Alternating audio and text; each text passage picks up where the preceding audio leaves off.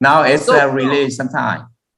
Yeah, Brazil right now is better. It's getting better day after day, but we still have some cases, probably much more than you have, because I think we are still having 200 to 300 deaths per day, which is not a small number, but consider that we have reached almost 4,000.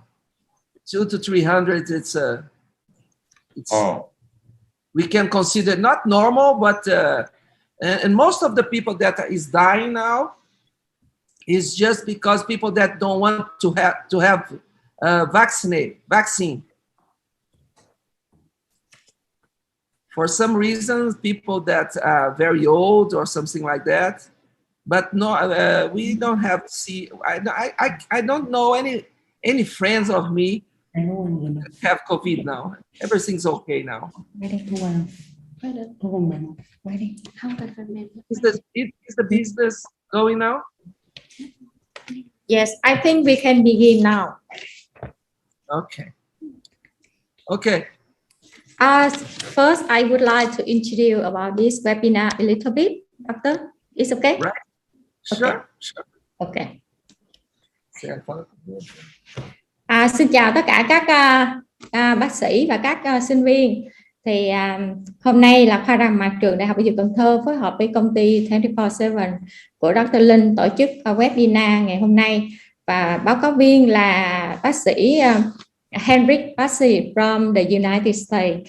Thì phiên dịch là thạc sĩ bác sĩ Đỗ Diệp Gia Quấn, giảng viên khoa răng hàm mặt trường Đại học Y Dược Cần Thơ, và tôi là phụ trách chương trình là bác sĩ Đỗ Thị Thảo, phó trưởng khoa răng hàm mặt trường Đại học Y Dược Cần Thơ. Good evening, everyone. Welcome all of you join this webinar today, organized by Cần Thơ University of Medicine and Pharmacy, cooperate with 24/7 Healthcare Vietnam. And the translator today is Dr. Huấn, the lecturer of Faculty of Odontostomatology, Cần Thơ University of Medicine and Pharmacy. I am Dr. Đỗ Thị Thảo, Vice Dean, Faculty of Odontostomatology, Cần Thơ University of Medicine and Pharmacy. And invited speaker today is Dr. Hernique Bassi from the United States. And we are very happy to welcome you how the presentation from at our university.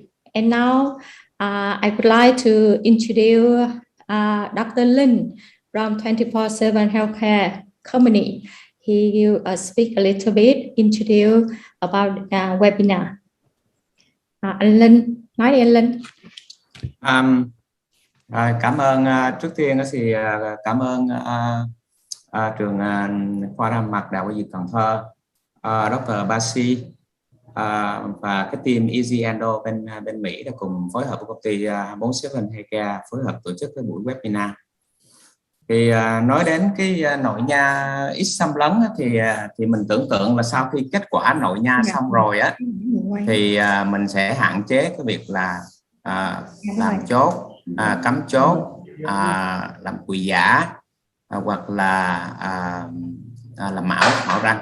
Thì thực ra cái hệ thống cái nội nha ít xâm lấn này mình đã học ở đây từ bác sĩ Bassi cũng phải 3-4 năm rồi. Thì mình thấy nó rất là hữu dụng cho tất cả các trong việc nội nha hiện nay. Thì hiện tại thì mình thấy vấn đề nội nha của Việt Nam hiện nay rất là trầm trọng, không những là vì số ca mà trầm trọng từ những cái vấn đề để điều trị nữa. Thường thì bác sĩ nội nha xong rồi thì cái mô răng cũng còn bao nhiêu hết trơn, rồi sau đó mình phải làm tiếp là làm cùi giả, rồi đóng chốt, rồi cùi giả, rồi sau đó làm mão. Thì hôm nay thì hy vọng là sau cái buổi webinar này thì các bạn sẽ có một cái nhìn khác về cái nội nha ít xâm lấn. Rồi, cảm ơn tất cả mọi người. Cô Thảo tiếp tục. Thì cũng xin thông báo với các bác sĩ và các sinh viên đăng ký tham dự webinar ngày hôm nay. Thì nếu như mà các bác sĩ mà không có nhận được email của ban tổ chức thì có thể là các bác sĩ đã điền cái địa chỉ email không có chính xác. Tại vì trong quá trình ban tổ chức gửi link đến các bác sĩ thì có một số mail phản hồi là địa chỉ mail không gửi được. Thì các bác sĩ có thể liên lạc với số điện thoại ban tổ chức đã thông báo. Với việc thứ hai, chương trình ngày hôm nay thì Dr. Hernique sẽ trình bày khoảng 1 tiếng rưỡi. Sau đó thì tới cái phần trả lời câu hỏi. Hiện tại ban tổ chức đã nhận được khoảng hơn 20 bác sĩ đăng ký cấp giấy chứng nhận CME. Thì việc cấp giấy chứng nhận CME thì ban tổ chức sẽ làm các thủ tục với trung tâm dịch vụ và đào tạo theo nhu cầu xã hội của trường và sẽ cấp trong vòng khoảng 2 tới 3 tuần sau khi hoàn tất webinar ngày hôm nay. And now I would like to introduce Dr. Hernique Bassi. You can begin your presentation today. Thank you. Okay, thank you, all of you. Thanks for Dr. Lin. Thanks everybody. Thanks the university. Thanks for your time. And I really appreciate to talk with you and share some topics about endodontics. And before I started, it's a great honor to be with you. And I hope I can share everything. And I will do my best to communicate the best way for you. There will be translated simultaneously. Yes. Simultaneously, so I can keep going, right? Yes. Ủa chị, sorry, dịch đồng thời hả chị Thảo?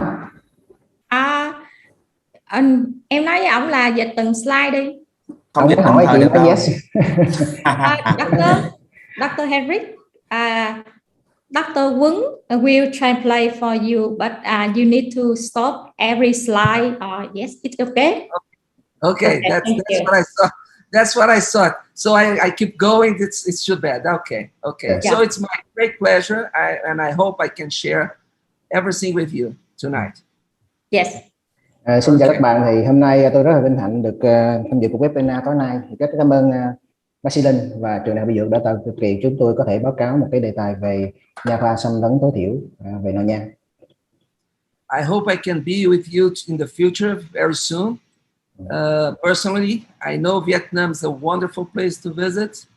I have 3 sons, and 2 of them went to Vietnam once, and they told me beautiful things about your country. So it's going to be a great honor to be with you in the future.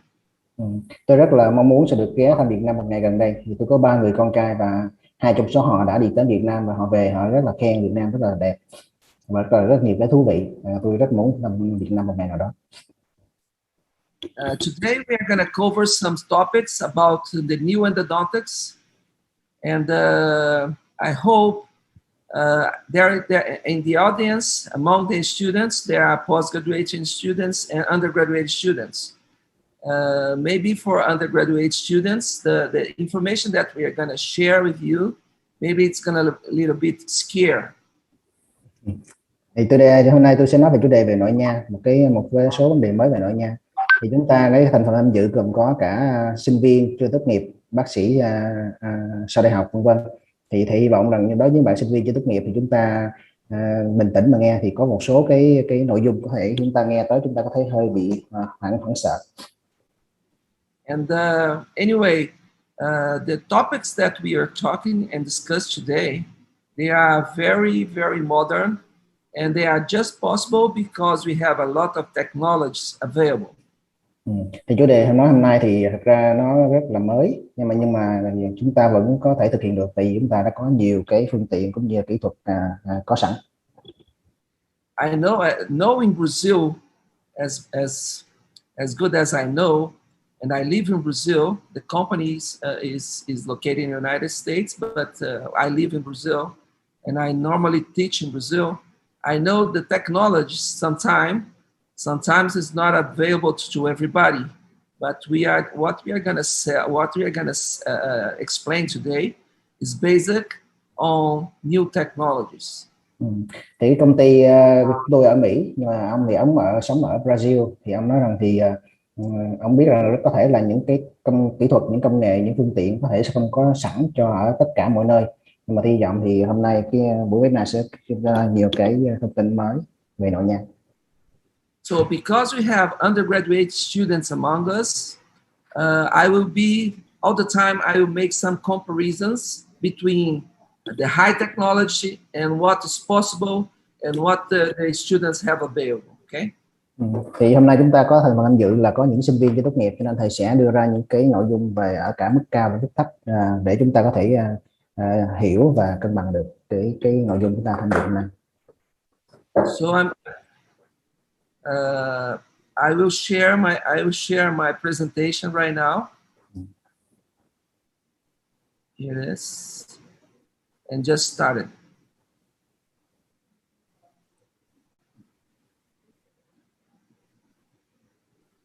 So let's start it. Okay. Okay, we can see you. Welcome everybody. Yeah, I hope we can you see. understand. Okay. So as I told you, I live in Brazil, and my country is about 12,000 kilometers from Vietnam. It's a long way from here. And as you can see here, Brazil is a big country. Probably Brazil is the 4th largest country in the world. And as you can see here, you can see Amazonia area. Amazonia area is very big. Maybe it's half of Brazil is still Amazonia. And we are located in Belo Horizonte, in the southeast, yeah. And our city is on the mountains. In the littoral, we are in the interior, and Belo Horizonte is a nice city to live. My city has about 4 million people, and we are located here, industrial city. And this is the name Belo Horizonte is nice horizon, because we normally have very nice sunset. Thì thầy đang giới thiệu về cái chỗ thầy ha. Thầy sống ở Brazil, thì Brazil cách Việt Nam mình 12.000 km. Cái nước Brazil là nước lớn thứ 4 trên thế giới và nó chiếm cái phần nữa là cái rừng Amazon. Thì thầy sống ở cái thành phố nãy thầy nói Sao Paulo gì đó. Thì ở đây có khoảng 4 triệu người. Thì ở đây thì có một cái nơi là nơi ngắm mặt trời mọc, là mặt trời lặn, sunset là mặt trời mọc rất là đẹp. So here we start our journey tonight, and I received this case few months ago, maybe 3 months ago. This is from a very young dentist, very young endodontist, and as you can see here, this is what we are looking for the new endodontist. Thì đây là một ca nội nha của một bác sĩ trẻ, thực hiện cách đây khoảng 3 tháng. This is a very long tooth. It's about 25 millimeter length. And as you can see, we obturated root canal at the foracle. It's a lateral canal. And we were able to follow all the anatomy very precisely. Thì chúng ta thấy cái răng này là nó rất là dài. Chiều dài làm việc nó là 25 mm và ở một 3 chóp thì nó đang cong rất là dữ. Nhưng mà thầy cái ca này bác sĩ đã đi được hết cái chiều dài và đích tủy rất là tốt theo được cái hình dạng của ống tủy. However, this is what we have done in the last 25 years.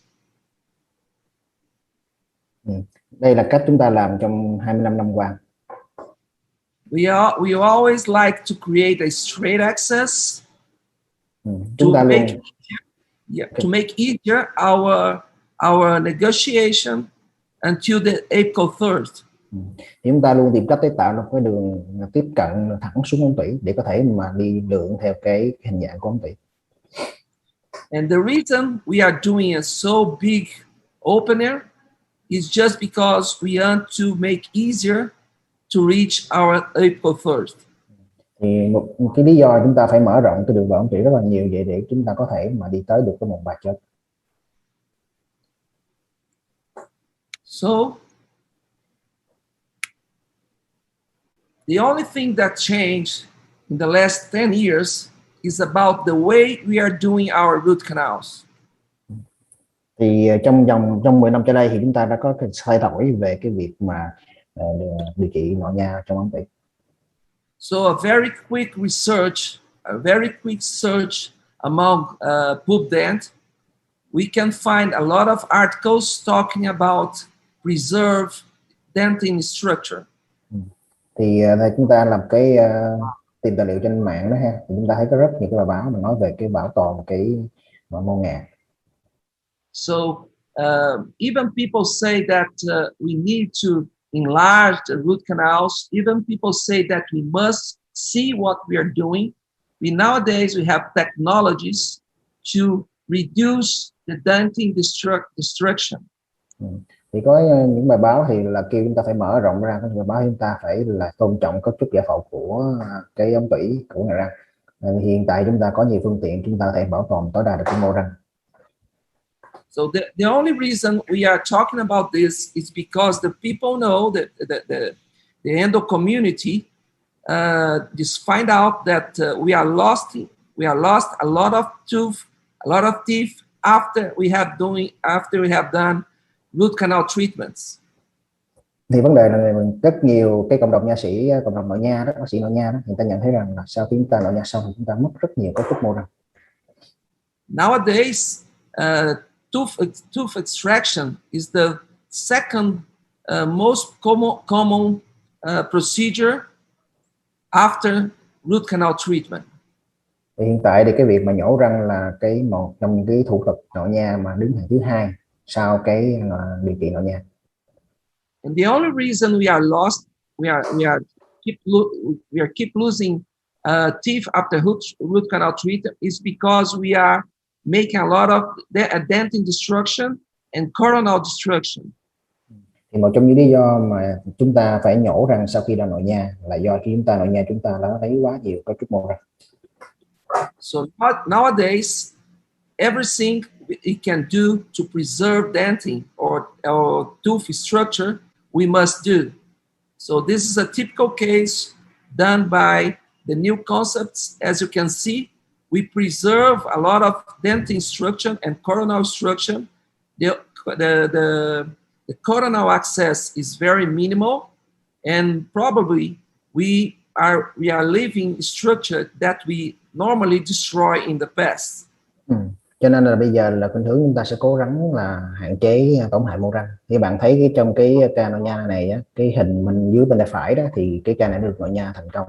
Nhưng mà chúng ta thấy ở 1/3 cổ răng á, thì cái phần mô ngà ở đây đã được bảo tồn tối đa.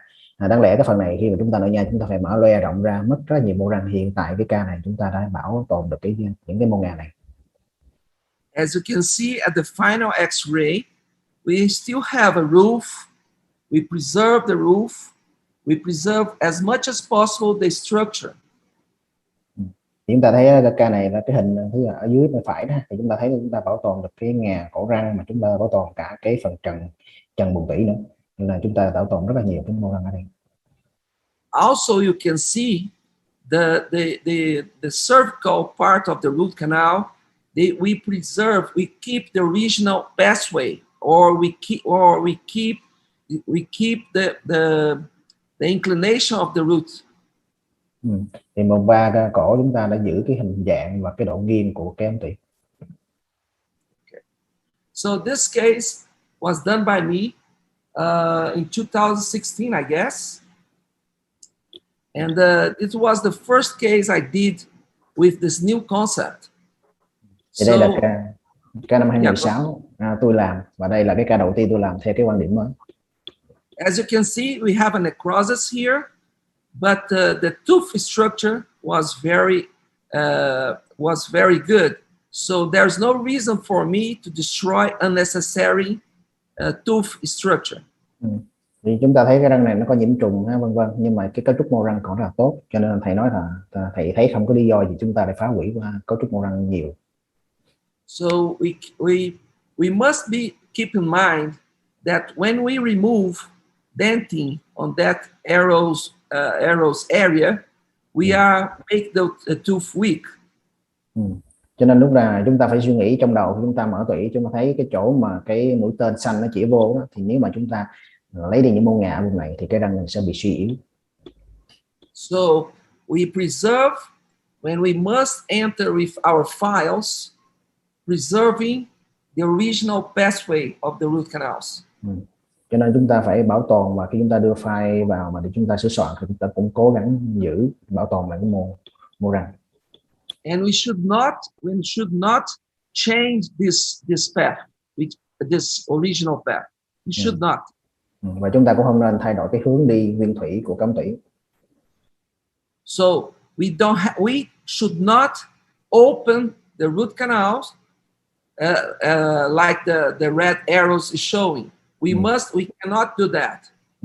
Chúng ta không được phép, hay nói là should not, là không được phép luôn đó, là không được phép là mở mô răng theo hướng của cái mũi tên màu đỏ.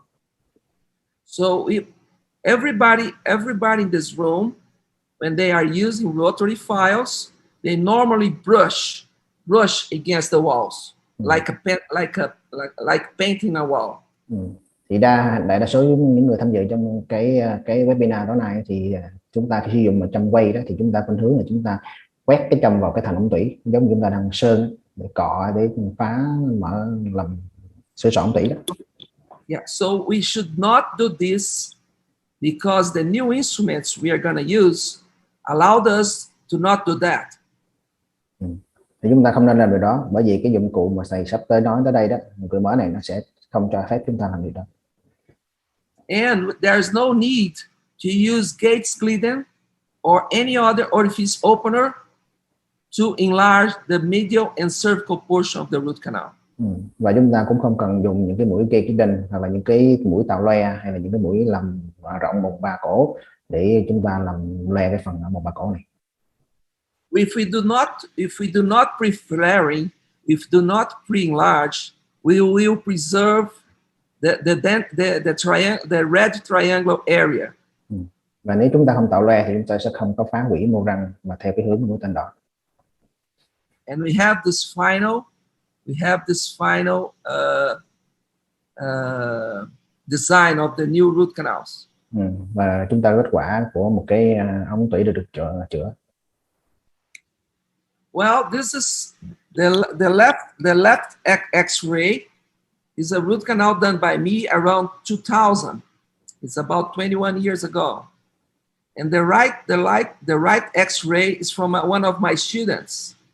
And I asked to all of you, which root canal treatment do you prefer in your own tooth? The left one or the right one? Bây giờ chúng ta có hai cái hình X-quang bên tay trái và tay phải. Bên tay trái là cái hình thầy nội nha cách đây vào năm 2000, cách đây 21 năm. Bên phải là cái ca nội nha do học trò của thầy Raphael điều trị. Thì nếu mà đây là cái răng của chính các bạn thì thầy đặt câu hỏi là nếu là các bạn thì các bạn sẽ lựa chọn điều trị nội nha cái răng của chính mình bằng cái hình bên tay trái hay theo một cái phương pháp cái hình bên tay phải? Probably the answer, everybody in this room will say I prefer in my own tooth, I prefer the right one. So I can't see any other reason for us to keep doing what we have done in the last 20 to 30 years using gates clip, orifice shapers, big orifice shapers. So if we do not want to do that in our own tooth. Thì tôi nghĩ rằng chắc phần lớn các bạn sẽ thích cái hình cái răng mình được điều trị theo cái hình bên phải hơn. Cho nên tôi thấy rằng chúng ta không có lý do gì mà chúng ta điều trị răng bệnh nhân và một cách mở rộng nhiều như cách đây 25 tới 30 năm quan điểm đó giờ. So when we decided to create logic systems, we have a concept, and this concept was conservative endo. We want to create a system that allowed us to make root canals and also preserve the root canal structure. Thì khi mà thầy chế ra cái hệ thống mà file basic endologic thì nó dựa trên cái quan niệm đó là làm cách nào để nội nha mà bảo tồn mô răng. Thì cái hệ thống trong này sẽ giúp chúng ta là xâm lấn và sửa soạn ống tủy mà cái hạn chế xâm lấn tối thiểu. In United States, they normally call this concept as MIP, minimal invasive preparation. Thì ở Mỹ người ta gọi cái quan điểm này ta gọi là quan điểm MIP, là MIP tức là minimal invasive preparation, tức là sửa soạn xâm lấn tối thiểu.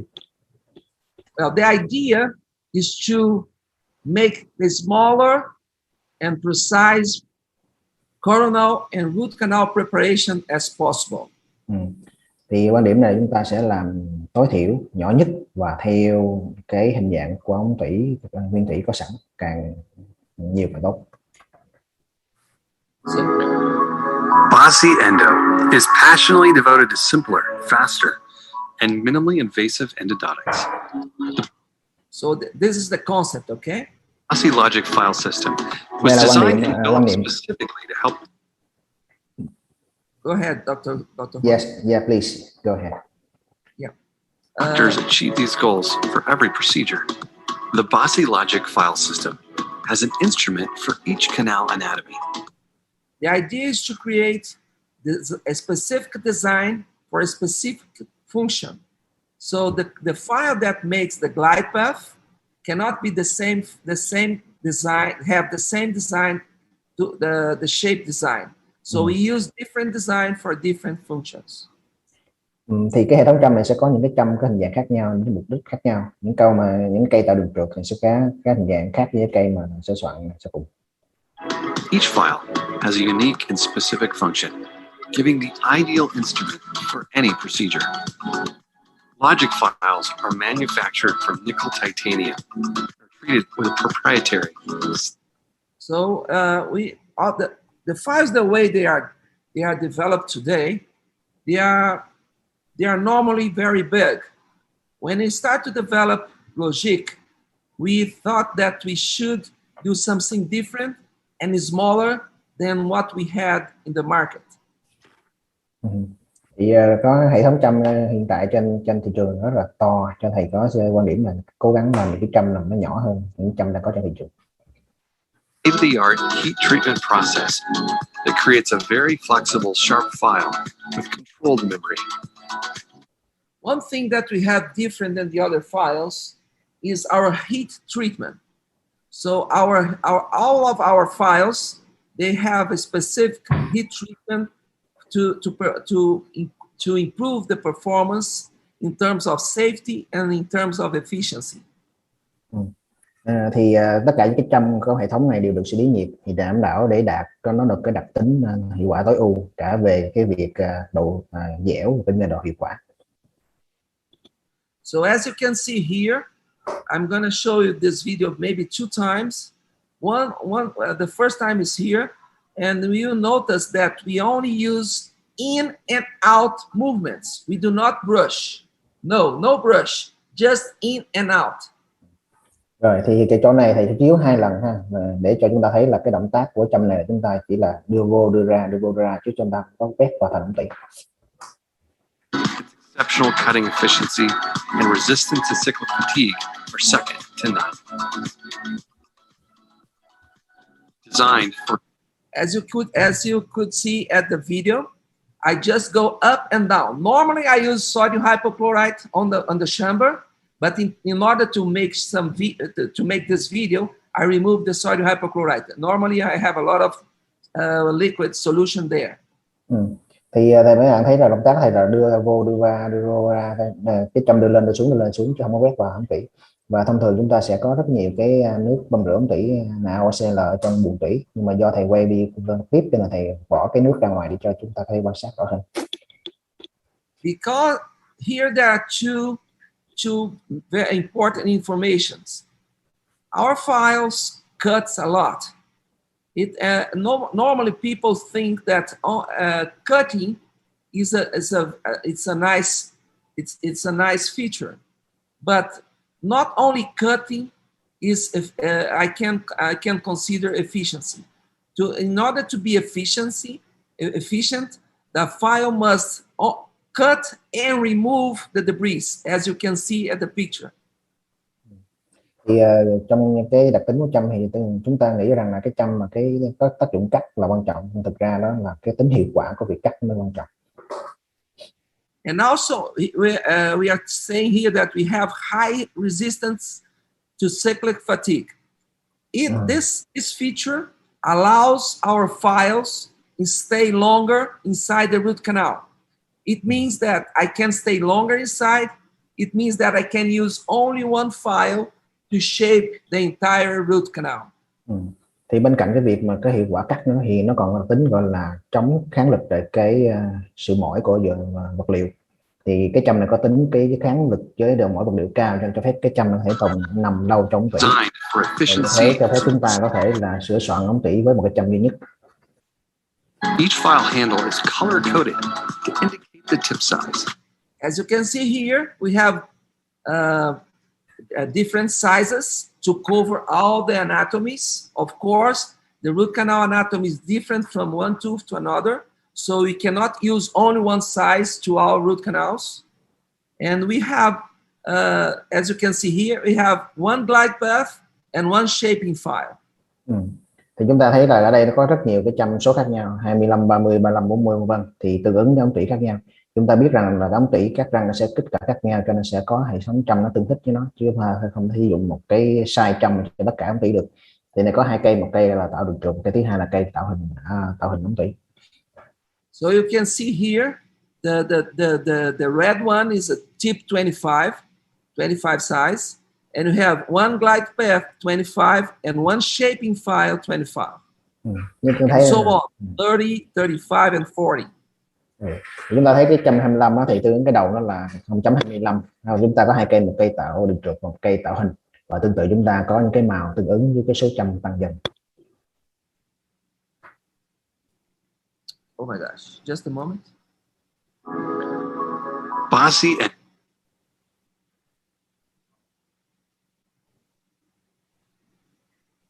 to indicate the tip size. Working speeds range from 350 RPM to 950 RPM. This is another difference between our files and other files. Because we have a high cyclic fatigue resistance, I can increase the speed of the files, and also, and when I do that, I increase the efficiency without lose any safety. Thì đây là một đặc tính đặc biệt của châm là nó có cái độ kháng mỏi cao, cho nên khả năng thầy có thể tăng cái tốc độ hoạt động của châm lên rất là tốc độ cao mà vẫn đảm bảo sự an toàn. Normally, not all files in the market, they work between 350 to 400 RPMs. As you can see here, I normally use our files between 600 to 950. Thì hầu hết những châm thị trường chúng ta bán nằm trong tốc độ nó cho phép là 350 đến khoảng 450 vòng trong phút. Nhưng mà đối với châm này thì thầy có thể sử dụng tốc độ từ 600 cho đến 950 vòng trong phút. Bassi logic is a rotary file system compatible with any motor and can also be used in reciprocating. This file, of course, this file is compatible with all contour angles. And this file was initially developed to be a hybrid file. So you can use either way, rotary or reciprocating. Thì cái này châm này sử dụng cho những cái đầu cong được, có thể dùng cho cái đầu cong hoặc là những cái máy nội nha. Chúng ta phải dùng dạng xoay hoặc là dạng xoay lắc. But nowadays we only use that as rotary because we don't need to reciprocate it to reach my entire root canal. Thì thầy thì chỉ cần sử dụng xoay tròn, không cần sử dụng xoay lắc đâu, tại vì với cái châm này có thể đi tới cái chiều dài tới chấm tủy dễ dàng. Each taper features a specific cross section, pitch, and helical angle to optimize performance. The O1 taper files have quadruple helix cross. As I told you before, each file in the system has a function. So the glide path file uses a specific design for that. It's a 4 helix, what we call 4 helix. Not exactly a quadrangular, but there is a slight positive Hernique angle. And this increased since this file is very thin file, I must use the most resistant design, the most resistant cross section. So we use a 4 helix. Thì cái này là cái châm tạo đường trượt, khi mà thấy cái thứ diện gác ngang nó có hình 4 góc á, thì cái châm này là cái châm rất là nhỏ, cho nên phải sử dụng cái vật liệu đặc biệt để đảm bảo cái độ bền chống gãy của cái này. The O3, O5, and O6 tapers all have double helix cross sections. For O3, O5, and O4 and O6 taper, we use what we call double helix or S file. Some places use the term S files. Because the reason we are use S file is because the X file have much more space to remove the debris, to push the debris out from the root canal. Thì đây là cái châm tạo hình châm cái độ thuôn 3,6 0.3 thì này nó có cái thiết diện hình cái helix đó, cái hình giống như chữ S đó, thì nó mục đích cái này là để cho chúng ta đẩy được cái nguồn ngà ra ngoài. And the O4 taper features a triple helix. The O4 taper is a very special file. People like to use that too, but it's a triple helix. The cross section is like a modified triangular, and I really like this file. But this is not so common to use because there's no need to use too much. Cái 0.4 á, 4% thì nó cái hình diện cắt giống như là cái tam giác đó các bạn ha. Nhưng mà thầy lại ít sử dụng cái case này. Two unique logic files, the 1503 and the 1505, both offer quadrangular. These two files are important to speak. Those files what we call here in Brazil as a joker. I don't know what is going to be the name for Vietnam. Joker is it's like a card. When you have some problems, when you have a calcified canals, MB2 canals, canals with difficult access, we normally use these extra accessory files, 1503 and 1505. Thì cái 1503, 1505 này, cái này là có thiết diện hình giống như hình chữ nhật hay hình vuông ha. Thì nó gọi nó cây là choker là cái trong cái bộ bài mình có hai cái lá choker đó rồi. Thì những cái ống tủy nào mà khó hẹp hoặc là khó tiếp cận vân vân thì sử dụng cây này. Sections. All files are available in packs of 4 with lengths in 21mm and 25mm. Using Bassi logic is a picture of simplicity. First, well, here's a very small example how we use the files. Okay, this is a regular molar, not too difficult. By the way, 85% of the molars, they are classified as class 2. It means that they are not so curved, and maximum curvature is around 40 degrees. It's possible to negotiate with the 10K file. So in this, for 85% of the molars, I don't use any hand files. I use hand files just to explore the initial 2/3 of the root canal. I don't go with hand files, standstill files into the apex. This way. Measure the root foramen with the O1 taper files in order to create a glide path. The canal is then shaped by the logic shaping files. The clinical step-by-step procedure begins by exploring the first 2/3 of the. Now we are going to explain step by step. Thầy sẽ hướng dẫn từng bước một. Now, with a number 10K file. Then, in a slow pecking motion, use the 2501 logic glide path toward the apex. If the file reaches the total working length loose.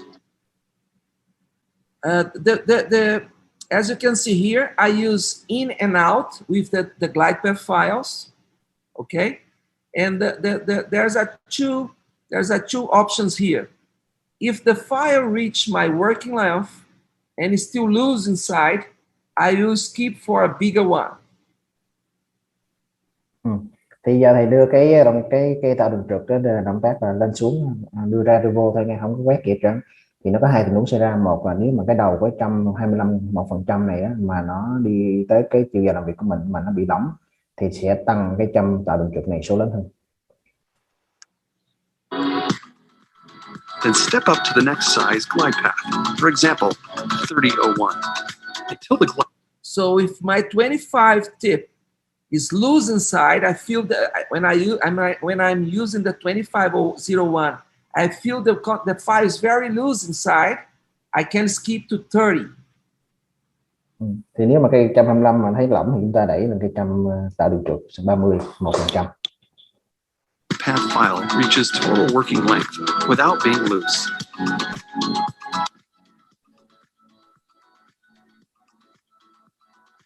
Next, use the matching sized 03 or 05 taper shaping file to properly shape the canal. So, in this particular case, in this example, if the 25 is loose, the 30 is loose, and I come with the 35, and the 35 have the gauge engaged on the apex and the apical thirds, the second file I will choose will be a 35 shaping file. Thì giống cái hình này là cái ví dụ hồi nãy chúng ta cái 125 tạo đường trục nó lỏng, thì tăng lên 130 nó vẫn lỏng thì sẽ tăng lên 135. Thì với cái 35 1% này thì thấy nó thích chặt ở vùng điểm thắt chốt ở chia làm việc, thì lúc đó chúng ta sẽ chuyển sang trăm tạo hình. Cái số là 35 với độ thua là 5%. Bassi logic is designed to preserve depth, and its superior abrasing efficiency eliminates the need for brushing movements. Bassi logic is a single file shaping system that is a monumental leap for the nighttime file. Bassi logic. Simplicity advanced. Discover Bassi logic and get a free practice kit at bassiendo.com. Well, before we go ahead, I have to explain you two things. When we say we are a single file shaping system, it's because we use only one file to shape the entire root canal. And it happens after patency. Ok, thì trước khi thầy nói tiếp, thầy muốn nhấn mạnh chúng ta hai điều là cái khi ta nói mà hệ thống trăm nội nha mà hệ thống 100 á, là chúng ta đang nói về cái trăm tạo hình, tức là chúng ta tạo hình tốt hết toàn bộ chiều dài làm việc với một cái trăm duy nhất, với điều kiện chúng ta đã đảm bảo sự thông suốt của ống tủy. So the first part of my prep of my procedure, I have to establish the patency size. Until I have my patency, maybe I can use 2, 3, 4 files. I don't care. But after I have established my patency, I will use only one file to shape the root canal. Như vậy thì những cái trăm mà nãy giờ thầy sử dụng trăm K10 hoặc là trăm tạo đường trục vân vân, thì đây là những trăm để đảm bảo cái sự thông suốt từ cái lỗ ống tủy cho tới cái lỗ thắt chốt cái chiều làm việc. Như thầy không quan tâm là chúng ta dùng 1 cây, 2 cây, 3 cây, 20 cây chẳng biết, mà khi chúng ta đã tạo được sự thông suốt của ống tủy thì chúng ta chỉ dùng một cái trăm duy nhất để tạo hình ống tủy. Make this simple. This is a single file shaping system after patency. Vậy nói cách đơn giản hay là ngắn gọn, đơn giản là hệ thống trăm mà một hệ thống một cái trăm, tức là hệ thống là có một cái trăm tạo hình sau khi đảm bảo sự thông suốt của ống tủy.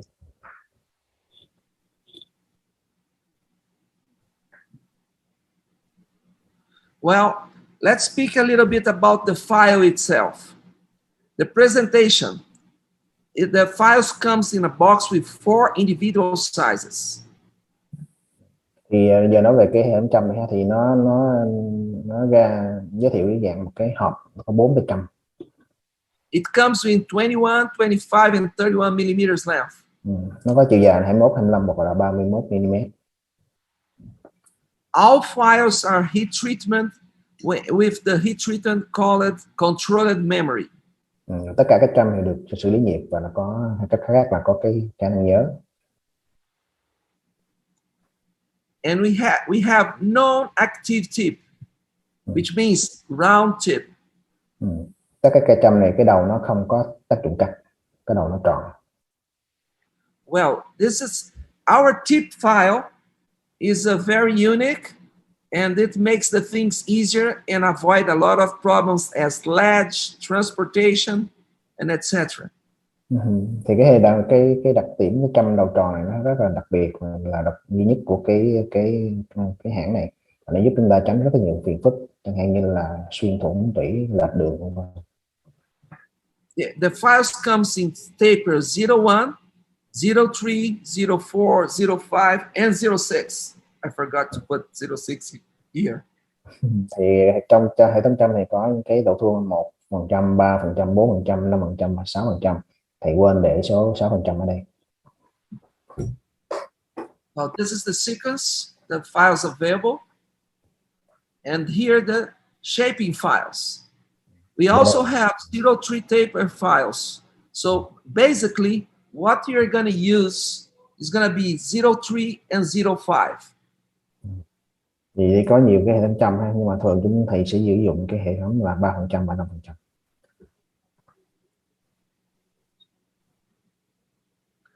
What is the difference between logic files and other systems? Logic is a rotary single file shaping system. Patency can be done by K-file or rotary, and no pre-enlargement is necessary. Như vậy thì hệ thống Endo này có khác biệt kỳ so với hệ thống nội dạng khác. Thì cái logic, hệ thống logic này thì đây là hệ thống châm xoay tạo hình 100. Cái sự thông suốt ống tủy có thể thực hiện bởi K-file hoặc là châm xoay luôn, và chúng ta không cần phải mở rộng cái đường vào ống tủy. Regarding the efficiency, in order to be a single rotary shaping file, efficient is the main requirement. So what I mean is the design of the file is very important. Otherwise, we will have to stay too long, and so we can have problems with cyclic fatigue. Thì để làm một cái hệ thống trăm mà tạo hình 100 thì cái hiệu quả cắt nó rất là quan trọng. Bởi vì nếu mà chúng ta hiệu quả cắt chúng ta kém thì cái trăm chúng ta phải để lâu trong tủy để tạo hình, mà càng để lâu thì chúng ta sẽ đối phó gặp rất nhiều vấn đề về trong đó vấn đề quan trọng nhất là cái độ mỏi của vật liệu. Once again, we have here the file efficiency. As you can see, the debris coming out. The debris do not stay inside the root canal and coming out among the flutes. Thì nói về đối với hiệu quả, bạn thấy khi châm chúng ta đưa vào và cắt đưa lên để xuống, những cái mùng ngà nó bị cắt ra, nó trồi ra ngoài rất là nhanh.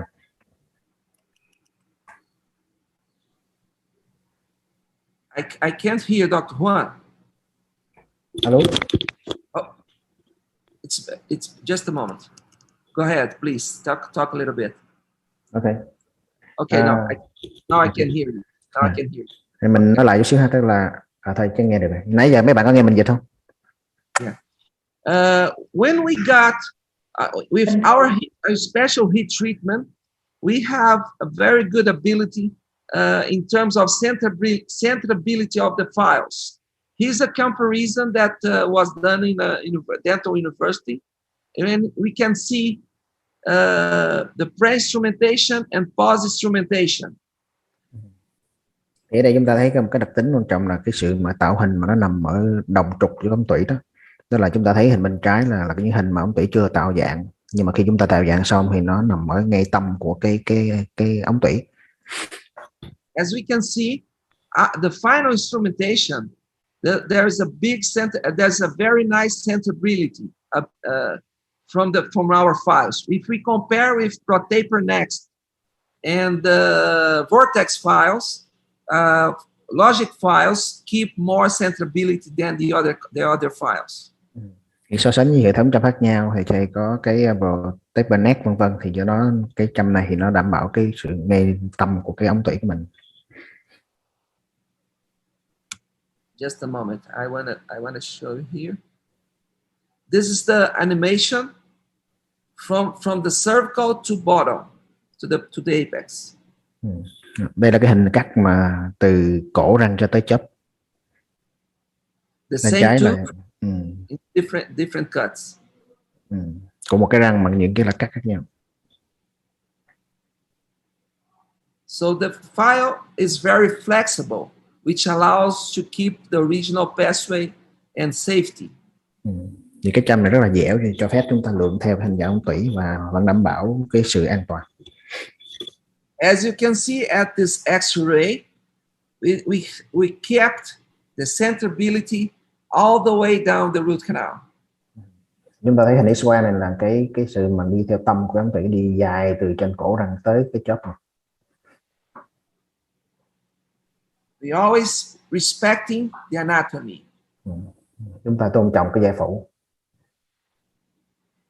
As you can see here, the preparation here is almost parallel, not a cone shape. Chúng ta thấy cái hình dạng cái tạo ống tủy này của cái con này thấy không? Thì nó hình dạng nó giống như là gần như song song chứ nó không có độ thuôn quá lớn. And keep centered all the time. Mà lúc nào cũng nằm giữa lòng ống tủy hết. This case is from my old son. He's also an endodontist, and you can see that curvature did with only one shaping file. Thì đây là cái ca của con thầy. Thì con thầy cũng là một cái bác sĩ chuyên về nội nha. Thì đây là sửa soạn cái răng này với một cái châm sửa soạn duy nhất. Also another S-shape canal. Một cái ca mà cái ống tủy hình dạng chữ lượng hình chữ S. As you can see there, the first X-ray on the top left, you can see that the root canal was very narrow, very calcified. Các bạn thấy cái hình mà trên góc trên bên trái thì ống tủy rất là cong và hẹp và nó gần như là bị canxi hóa cho nên rất là nhỏ. And I finished this when I finished my friend finished this case with a tip 30 tape 05 taper. Thì ca này là bạn của thầy làm, thì ca này là hoàn thành với cái châm là 30, độ thuôn 5%. Specifically talking a little bit about our heat treatment. I started to study heat treatment about 15 years ago. And for my lucky, the owner of the patent in the United States, a friend of mine, so we start to make heat treatment in a lot of different files and check the right balance between temperature and flexibility. Thì thầy nói một tí về cái việc mà xử lý nhiệt. Thì thầy bắt đầu nghiên cứu về cái xử lý nhiệt này cách đây 15 năm. Thì rất may là cái người mà giữ bản quyền về xử lý nhiệt đó là bạn của thầy, cho nên đã được đồng ý cái người này, thì thầy đã tiến hành xử lý nhiệt và tìm cách để nào sao đảm bảo cái sự cân bằng giữa nhiệt và cái độ dẻo của vật liệu. Everybody knows nickel titanium have a shape memory. When we put our files inside the oven in a specific temperature, in a specific cooler time, in specific procedures, we got different results in terms of flexibility and malleability. Thì chúng ta biết là đa số châm nha chúng ta sử dụng châm li và để nó có cái khả năng nhớ. Nên nhớ tức là ở những cái nhiệt độ khác nhau thì nó sẽ có độ dẻo khác nhau. During our tests, we reached some particular flexibility. The file was so soft, the nickel titanium becomes so soft, and you can see how many unwindings we have over the surface. Thì thầy đã thử nghiệm rất là nhiều lần với nhiệt độ khác nhau. Thì có những nhiệt độ mà thử xong thì cái titanium nó cho nó rất là mềm, và chúng ta thấy là cái 200 nó khi đưa vào sửa soạn nó bị tháo xoắn, giống như cái hình chúng ta thấy cái châm này đang bị tháo xoắn. The unwinding or distortion is a very welcome situation. However, if the file is too soft, it becomes a problem. Thì nếu cái sự mà biến dạng thay đổi của cái châm á, nó là nếu mà nó không có ảnh hưởng tới vấn đề các hiệu quả thì nó cũng được đi, nhưng mà trong cái trường hợp mà cái châm nó mềm quá thì nó trở thành có vấn đề. So what we did in the past is to find the right balance between the flexibility, the big cyclic fatigue numbers, and unwinding. Cho nên là bây giờ phải nghiên cứu để tìm ra ở cái điểm nào đó mà chúng ta đạt cái sự cân bằng giữa cái độ dẻo và cái độ cắt của dụng cụ cũng như cái độ tháo xoắn của dụng cụ. In other words, if my heat treatment was too effective, I could compromise the efficiency. So we had to find the right balance. Cho nên nếu mà chúng ta là tăng cái độ giải này quá thì lại ảnh hưởng tới cái độ cắt mà ngược lại. Cho nên phải tìm cái điểm cân bằng, đạt được cả hai cái tiêu chí. And there are a lot of studies published in International Endodontic Journal, Journal of Endodontics, and in those articles, every time that our heat treatment is superior from the others. Here we were the first article here. We are comparing with Wave 1 Gold, the other ones Wave 1 Gold, and other files. So all the times our cyclic fatigue was superior, and we make a lot of hundreds of tests inside. Thì thầy có nhiều bài báo trên cái tạp chí về nội nha thì so sánh với nhiều châm khác nhau, trong đó có so sánh cả với châm Wave 1 Gold luôn, thì cho thấy cái châm này là cái độ mà kháng mỏi cao hơn nhiều. As you can see here on the video, the files is submitted to cyclic fatigue test, and we have very good results. So every lot we make tests to confirm that we have the right balance. Thì cái hình mà bên tay phải là cái video nãy là đang thử cái độ mà kháng mỏi của dụng cụ đó, nó sẽ quay đưa cái châm vô cái độ cong đó, thì kiểm tra coi để tìm cái điểm mà cân bằng. This article for me is one of the most important article published. It was published in a Iran journal, and this is very important because we made a comparison. Just a moment. We made a comparison with HiFlex and Edge files. HiFlex is from Coutini, a Swiss company, and Edge file is from United States and Logic. Here you can see the tables. Let's speak about apples and apples. Let's compare apples and apples, okay? Thì đây là một cái nghiên cứu rất là quan trọng, xuất bản năm 2018 ở một tạp chí của người Iran. Thì nó nghiên cứu so sánh châm thầy với hai cái châm HiFlex và S-File. HiFlex này là của châm của Thụy Sĩ và S-File là của Mỹ. Và chúng ta thấy cái thông số của logic rất là cao. Let's speak just about the 2506 sizes. HiFlex 2506 had 2,195 cycles until fracture. Edge file 2506 had 1,030 cycles. Logic reached 9,481. So it means Logic 2506 was about almost 5 times more resistant than HiFlex and almost 7 times more resistant than Edge files. Bây giờ cái thông số là 2506 thì ở HiFlex là nó là 2195 cái vòng thì nó sẽ bị gãy. Có S-File là 1030 và đối với cái logic là 9481. Nó cao hơn rất nhiều lần. In terms of time to fracture, HiFlex 2506 takes about 7.32 seconds, 7 minutes 32 seconds. Edge file 3 minutes 43 seconds. Logic 2506 31 minutes. Thì ở cái gãy thì chúng ta ở HiFlex là 7 phút 32 giây gãy, S-File là 3 phút 43 giây gãy, còn đối với logic là 31 phút 60 giây thì nó mới gãy. So as you can see here, the number of cyclic fatigues for logic files is very high.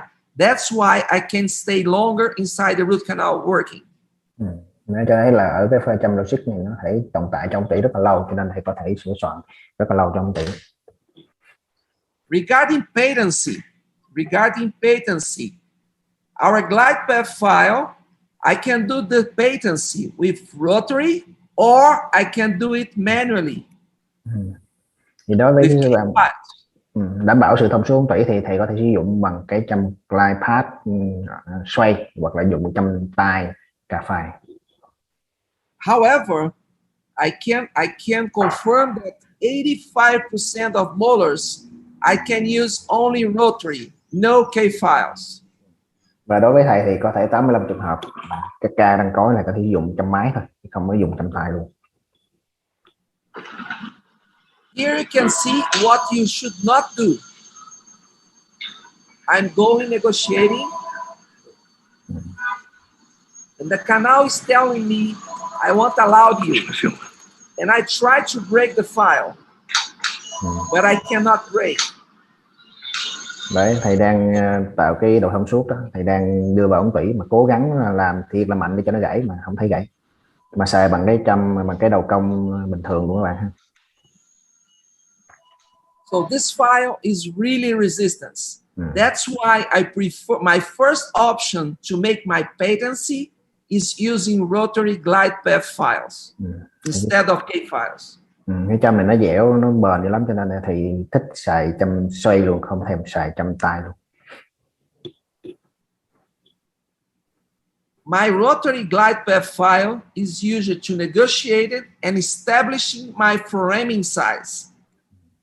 Thì cái châm xoay này dùng để tạo chúng ta để dò cái đường tạo theo cái hình dạng của ống tủy và cái như là dò cái kích cỡ của điểm thạch chóp. And here's our glide path file. We start with 25 and finish with 55 or 50, just 50. Thì đây là cái châm tạo đường trượt, nó có thể theo kích cỡ từ 25 cho tới 50. Probably you ask me why you start with 25 tip. The reason I start with 25 tip is because the molars in average, the framing size is bigger than 22. So I start with 25 because it's smaller than 25. I will use my accessory 1503 or 1505. Thì mọi người sẽ hỏi tôi tại sao phải dùng cái châm là 25 là châm nhỏ nhất, hoặc là châm lớn hơn. Thì nó đa số hầu hết cái răng cối thì cái ống tủy mà cái định lỗ thắt chóp cái kích cỡ của nó là thường là 0.22, cho nên chúng ta sử dụng cái công 100 là chúng ta, nếu mà là cái ống tủy 0.2 thì chúng ta là vừa hơi lớn hơn cái điểm thắt chóp một tí. Còn nếu trường hợp ống tủy mà lớn hơn nữa thì chúng ta sử dụng cái cây châm tạo đường trượt lớn hơn.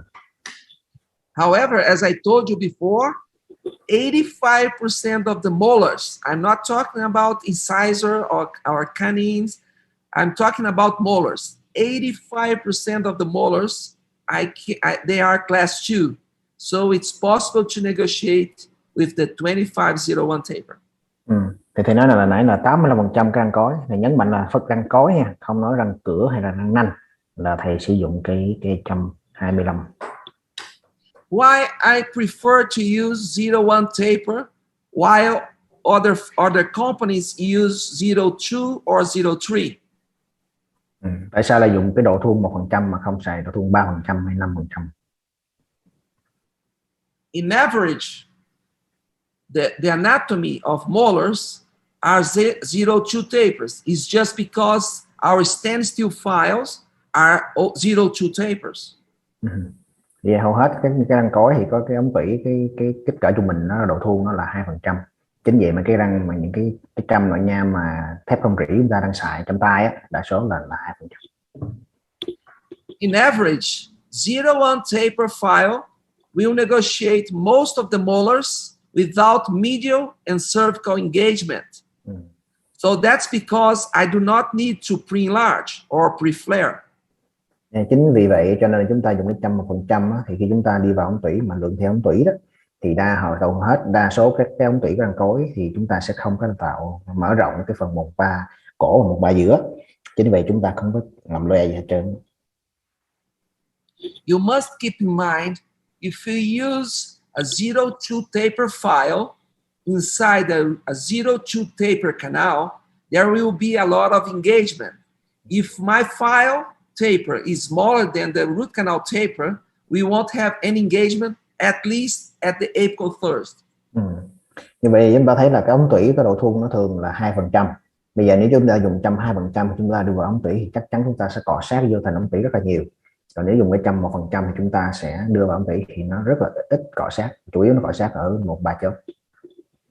The funniest part here, it's very common when you use a 10K and you do not and you are not able to negotiate your root canal. Several times the 2501 taper will do it better than a 10K. Đó, như bạn thấy là cái răng này có cái độ cong rất là lớn như thế này, còn không lớn nó cũng vừa ha. Thì nếu chúng ta dùng cái ca phai trăm tay á, vậy thì chúng ta không đưa vào được. Tuy nhiên nếu chúng ta sử dụng cái cam này 25 độ thun 1% thì chúng ta thấy có đi tới cái chốt. This is another case. This case were done by me. You have a Hernique canal here, an extra root canal, and I finished with 30/03/05 taper. There's also a root canal done by me.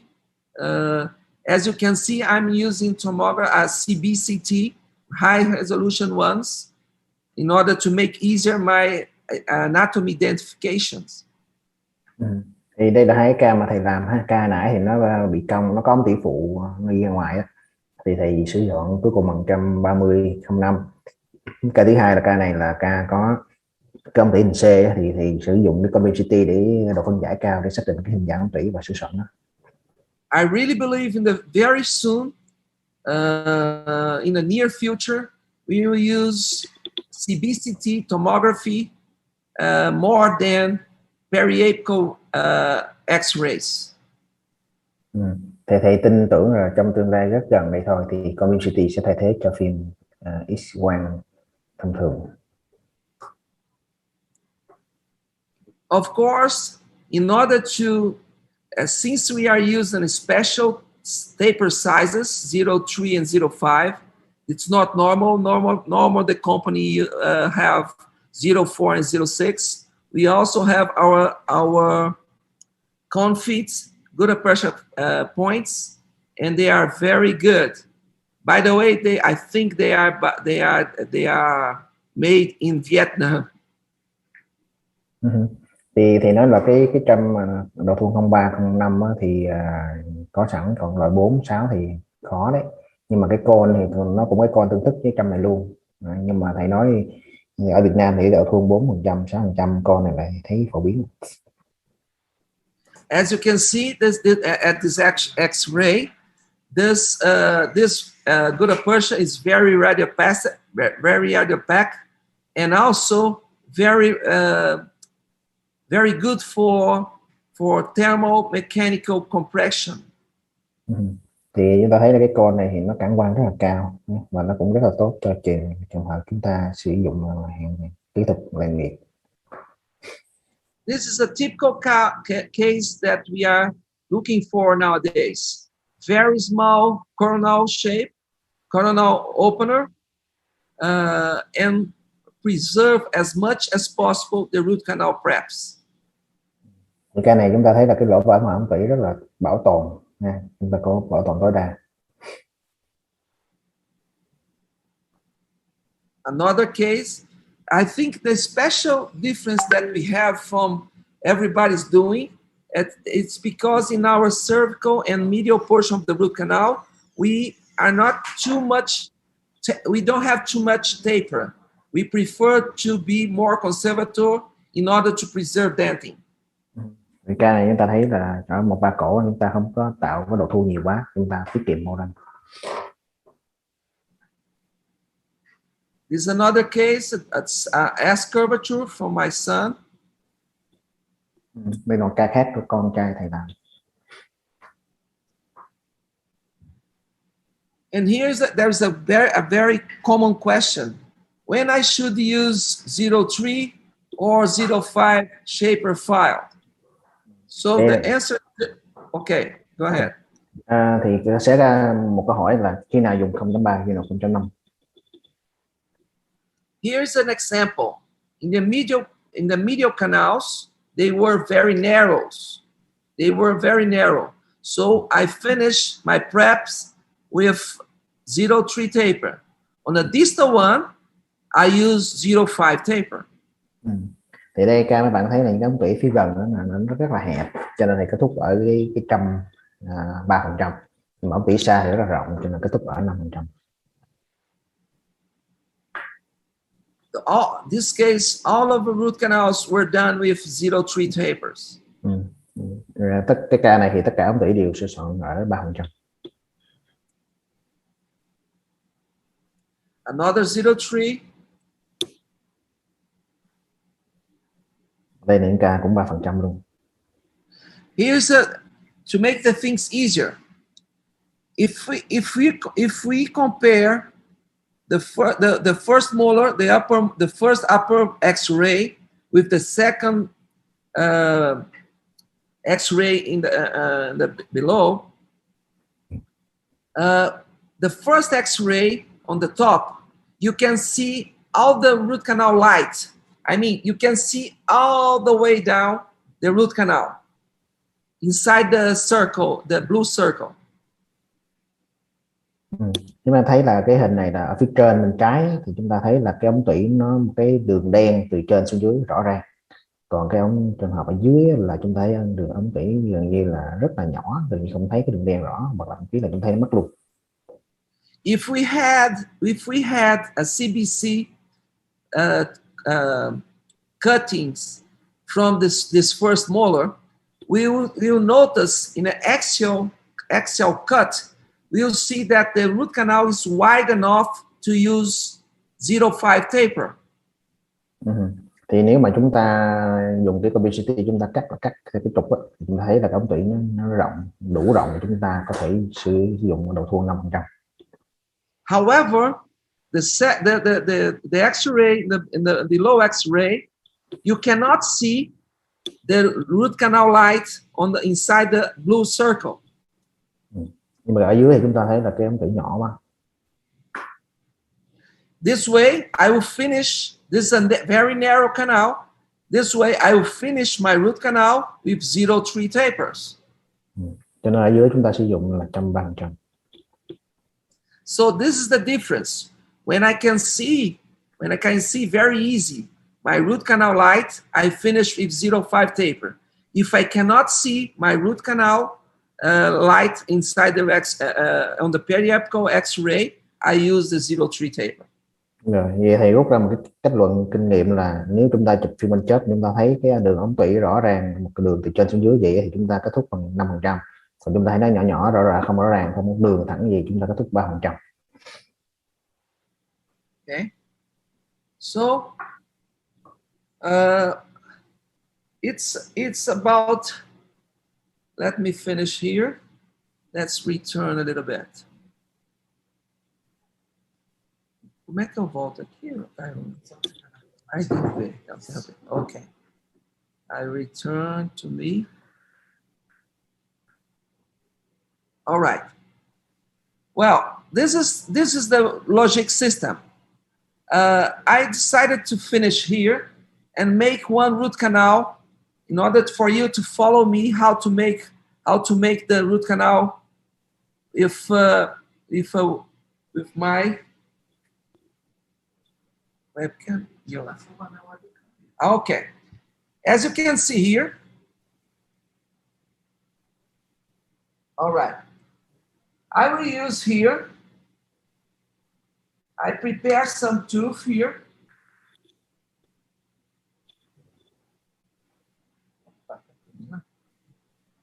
I will put a gloves just a moment. Rồi thầy sẽ biểu diễn trực tiếp cho bạn coi ha. Để thầy mang răng xíu thì sẽ làm cho cái răng khô này.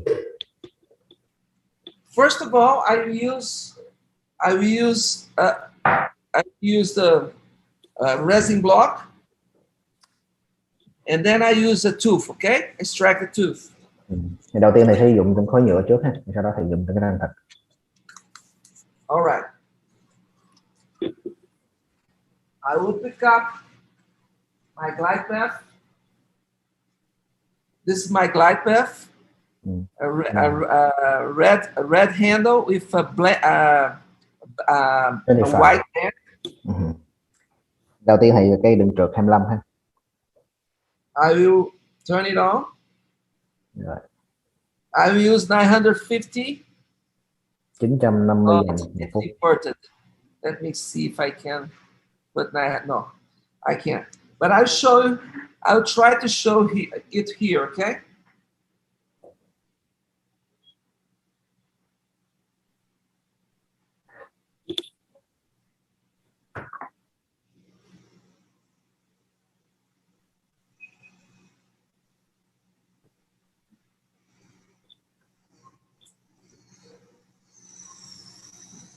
I cross the apex. I go in the another canal.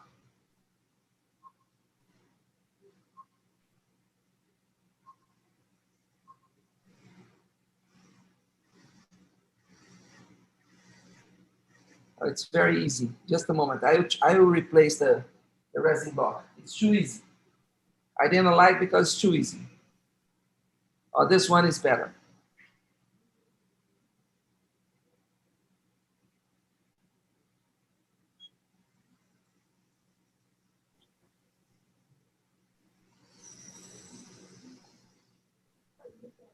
Here I'm going, if 950, I got my patency there. It's also easy. Let's see this way. 950 dòng một phút các bạn ha. Xài bằng tay lô luôn. I'm going very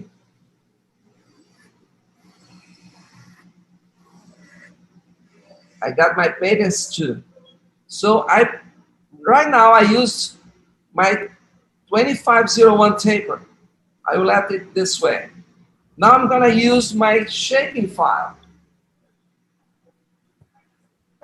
Rồi tiếp tới sẽ ghi đoạn sửa soạn tạo hình ống tỉ. Okay. It's very difficult for me because I'm doing this in a different position. I'll put a little bit of solution here. Rồi bơm rửa ha. Okay. Let's do it.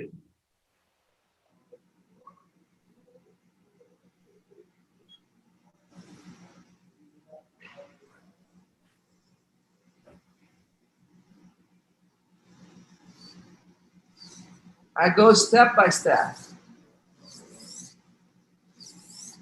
Just up and down. Rồi chỉ đi lên đi xuống, đi lên đi xuống, đi lên đi xuống. Từ từ một. Stop a little bit, clean the file, irrigate. Vệ sinh cái trăm. Bơm rửa. Must irrigate. Well, let's keep going. You don't have to be very fast. Go step by step. Chúng ta không cần đi nhanh quá ha, chúng ta đi từ từ xuống từng chút một. I got my patency. Và cố gắng đạt cái sự thông suốt của ống tỉ. I got my patency. So it's very fast.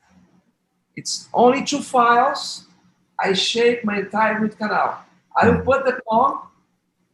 I use the cone feet. I will check my patency. As you can see. Như vậy thì với hai cái trăm này chúng ta đã sửa soạn ống tỉ xong. Thầy dùng cái 115 để kiểm tra cái độ thông số ống tỉ. I will put the cone there.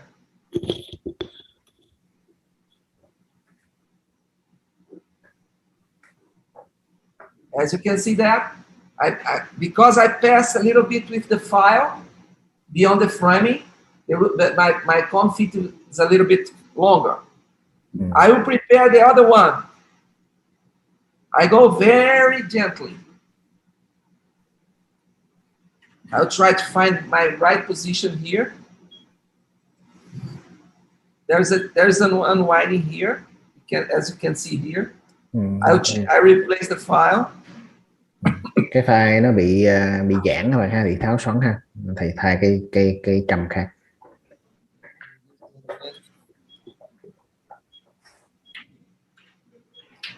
Cái trầm nó bị tháo xoắn là cái nguy cơ nó gãy các bạn nha. Chúng ta thấy trầm nó có bị tháo xoắn, chúng ta nên thay trầm mới, đừng cố gắng sử dụng nó sẽ gãy trong tỉ.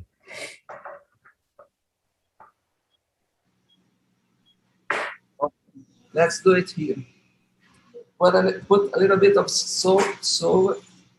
solution here. I'll try to do that this way.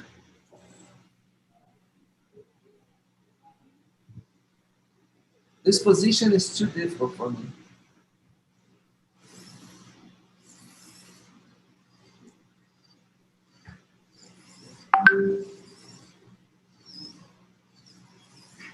I go very gently, very gently.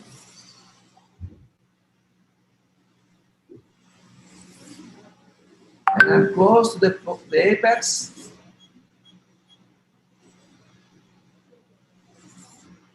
Nãy cái ống tỉ nãy thì cố tình sửa soạn nó lú quá chớp á, cho nên là cái cô thầy lú ra ngoài, cho nên bây giờ thầy sửa soạn lại cho đúng giờ làm việc. Ngừng. As you can see there, I prepare the entire root canal. I will irrigate a little bit and I will fit my comb. Rồi thầy sẽ rửa sạch ha, giờ thầy thử con lại. I'll check my patency. Kiểm tra độ thông suốt. Nhớ các bạn ha, sau khi chúng ta sửa soạn tỉ trong thì ta phải dùng cái châm nhỏ để kiểm tra nó còn thông suốt không. Nhưng khi chúng ta sửa soạn xong xuôi nó nghẹt cái chớp mất tiêu.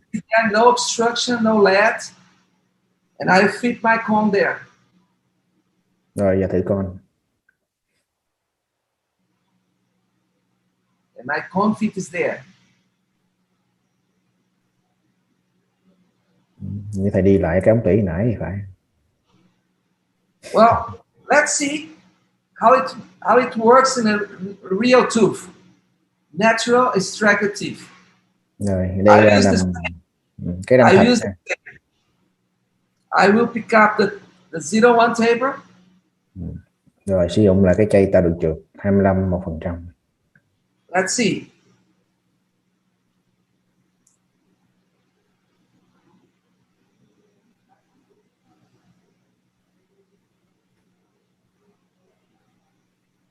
I'm going there, down.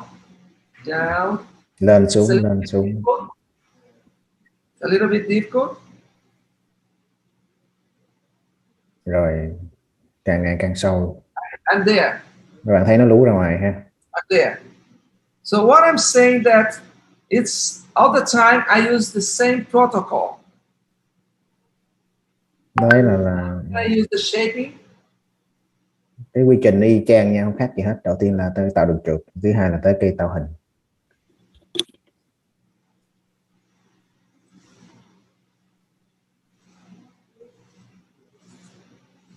And I'm there.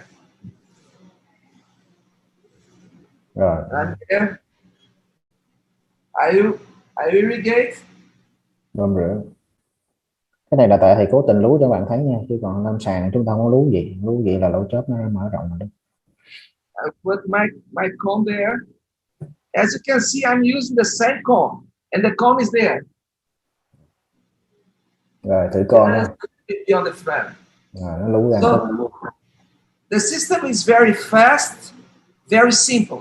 If I use my glide path 25, I use my shaping file 25.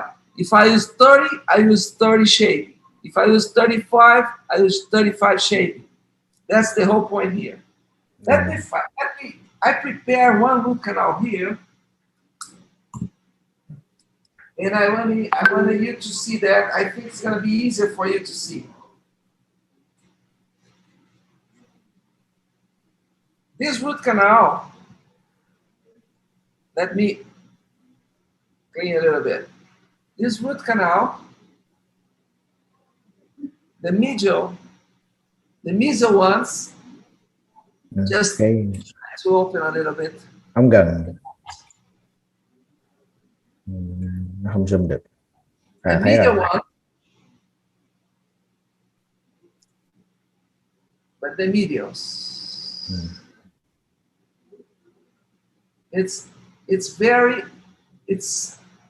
There's a curvature. Có cái độ cong. Let's see the 25-01. Rồi chúng ta dùng 125%. And change to 25-01. Let's see.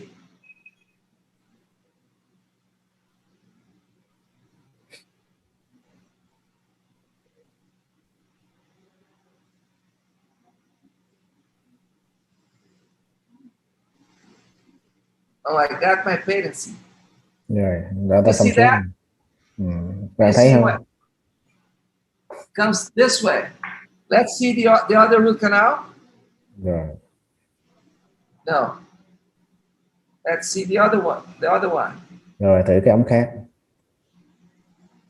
Oh. Ồ. Both canals goes to the same place. Cả hai ống tủy đi chung một cái lỗ chớp. Let's see the distal one. Tới cái ống xa. Rồi. Oh, very easy. Lú ra. I thought it was more difficult. Let me find out another one here. Như vậy cái răng nãy mình thấy cái ống gần là nó lỗ chóp, nó không có nằm ngay cái chóp chân răng ha, nó nằm lệch. Oh, I think this is better. I think this is better. It's more difficult. As you can see, the medial one is very close. Let's see the 25 working.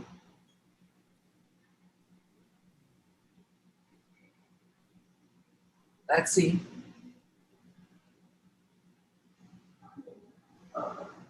Can you see the file bending? Bạn thấy cái châm nó bị uốn cong không? If the file start to bending, I won't go ahead. I change to the other canal. And I got my patency on the other one. Oh, I got it. Let me show you that. But I'm gonna show you one canal I got patency, the other one I didn't got patency.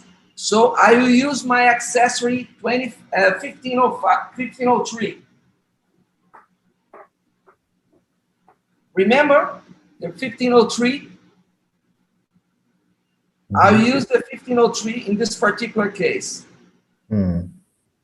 This size is smaller. And I expected to negotiate it. Thì nãy hai cái ống tủy thì một ống thầy đi được tới chóp, một ống thầy đi không tới chóp. Thì cái ống không tới chóp thì chuyển sang xài cái châm nhỏ hơn là châm 15,03 3%. Here we go. Nếu mình thấy mình đi 25% nó không xuống được thì mình chuyển sang 115 3%, chúng ta đi thông là cái ống nãy mà chúng ta không đi xuống được. Thì nãy mình nói là cái châm 15,03 thì nó là cái châm đặc biệt, nó hình As you can see at the apex, chữ nhật hay gì, các hình chữ nhật vậy đó. Dùng đi những cái chữ ống tủy nó bị nghẽn. Very close.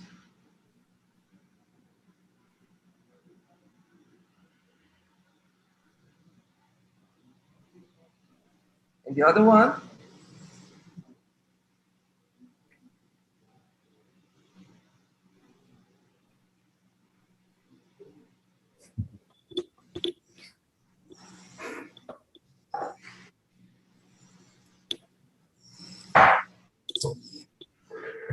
I'm going to show you in 1 minute. Here we go. Let's remove for you to see. You are going to see the tip of the file.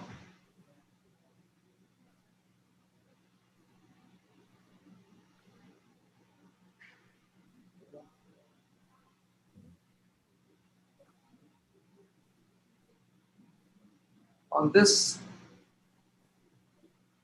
way. On this. Kiếm đâu ra mấy cái răng cong nó trở lại này cho lâm sàng gặp cái ca này. Here, very thin. Here. So I wasn't able to get my patents with the 2501, and I used the 1503, and I got my patency. And now I will return with the 2501. Thì sau khi chúng ta đã tạo được sự thông suốt với cái 15,03 thì chúng ta sẽ chuyển quay trở lại cái 25,01. So I will show you my patency with a 10K. Vậy thầy dùng cái 100K10 để cho bạn thấy cái sự thông suốt của ông thầy. Here you can see that my patency. The file is over there. Bạn thấy cái châm nó lú ra ngoài ha. Tức là ông Tỷ đã thông suốt từ trên xuống dưới. I did it by rotary, and now I'm going to use my 25, Rồi. 01 again. Quay trở lại cái 125 10.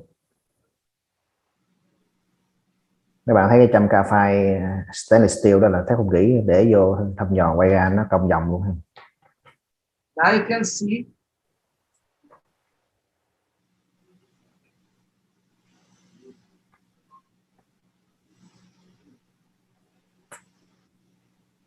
it's difficult to have the focus here, but I got my patency, and I will use my 25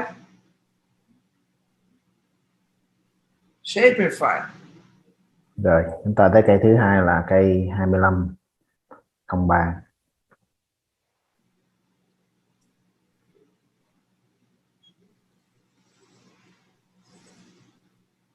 Step by step, no rush. Stop a little bit. Clean the root canal. Come again.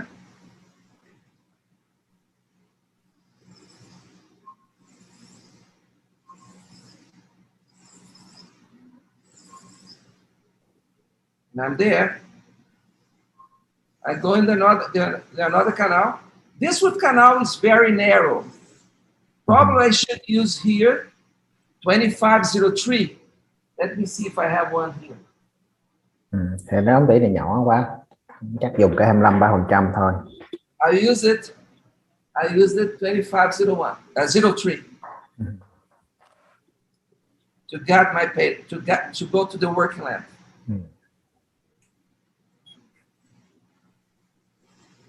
Nhớ bạn ha, cái ống tỉ là phải coi cái độ thuôn của ống tỉ nó lớn hay nhỏ cho quyết định là kết thúc phần trăm độ thuôn mấy phần trăm. You can see the patents there. One canal and the other canal.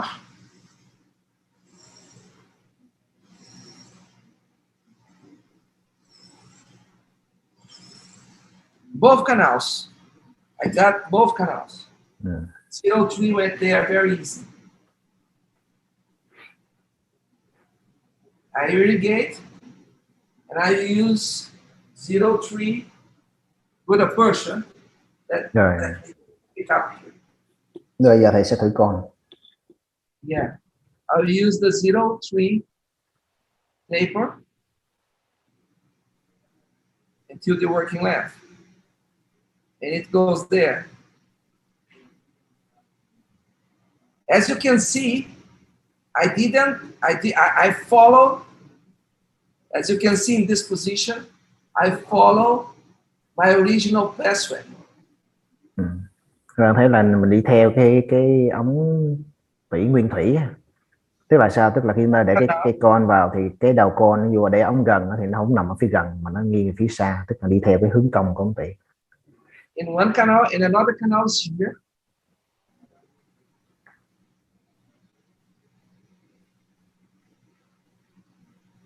You cannot see that, but it's almost 25 millimeters. Thầy nói thầy để con vô không thấy cái đầu con lú ra, nhưng mà như vậy là tốt các bạn ha. Nếu chúng ta mà thử con mà chúng ta thấy con mà lú ra khỏi chớp là sai rồi đấy. 25 millimeters. Rồi. Almost 25. So this is the system. I return to me, and if you have any question, please let me know. Các bạn có câu hỏi thì cho thầy biết ha. So you finish your webinar? Yeah. I'm open for questions. Okay. Bây giờ thầy sẽ trả lời câu hỏi. Chị Thảo ơi. Chị nghe. Mời tất cả các bác sĩ và các bạn sinh viên, nếu như có câu hỏi nào thì đặt câu hỏi trực tiếp cho thầy. Vậy là mình không có chuẩn bị. Hiện tại là chưa có câu nào hết á. Có một câu nè. Đoàn Văn Viên là hệ thống châm này có ưu điểm gì so với hệ thống châm design của Nhật? Design.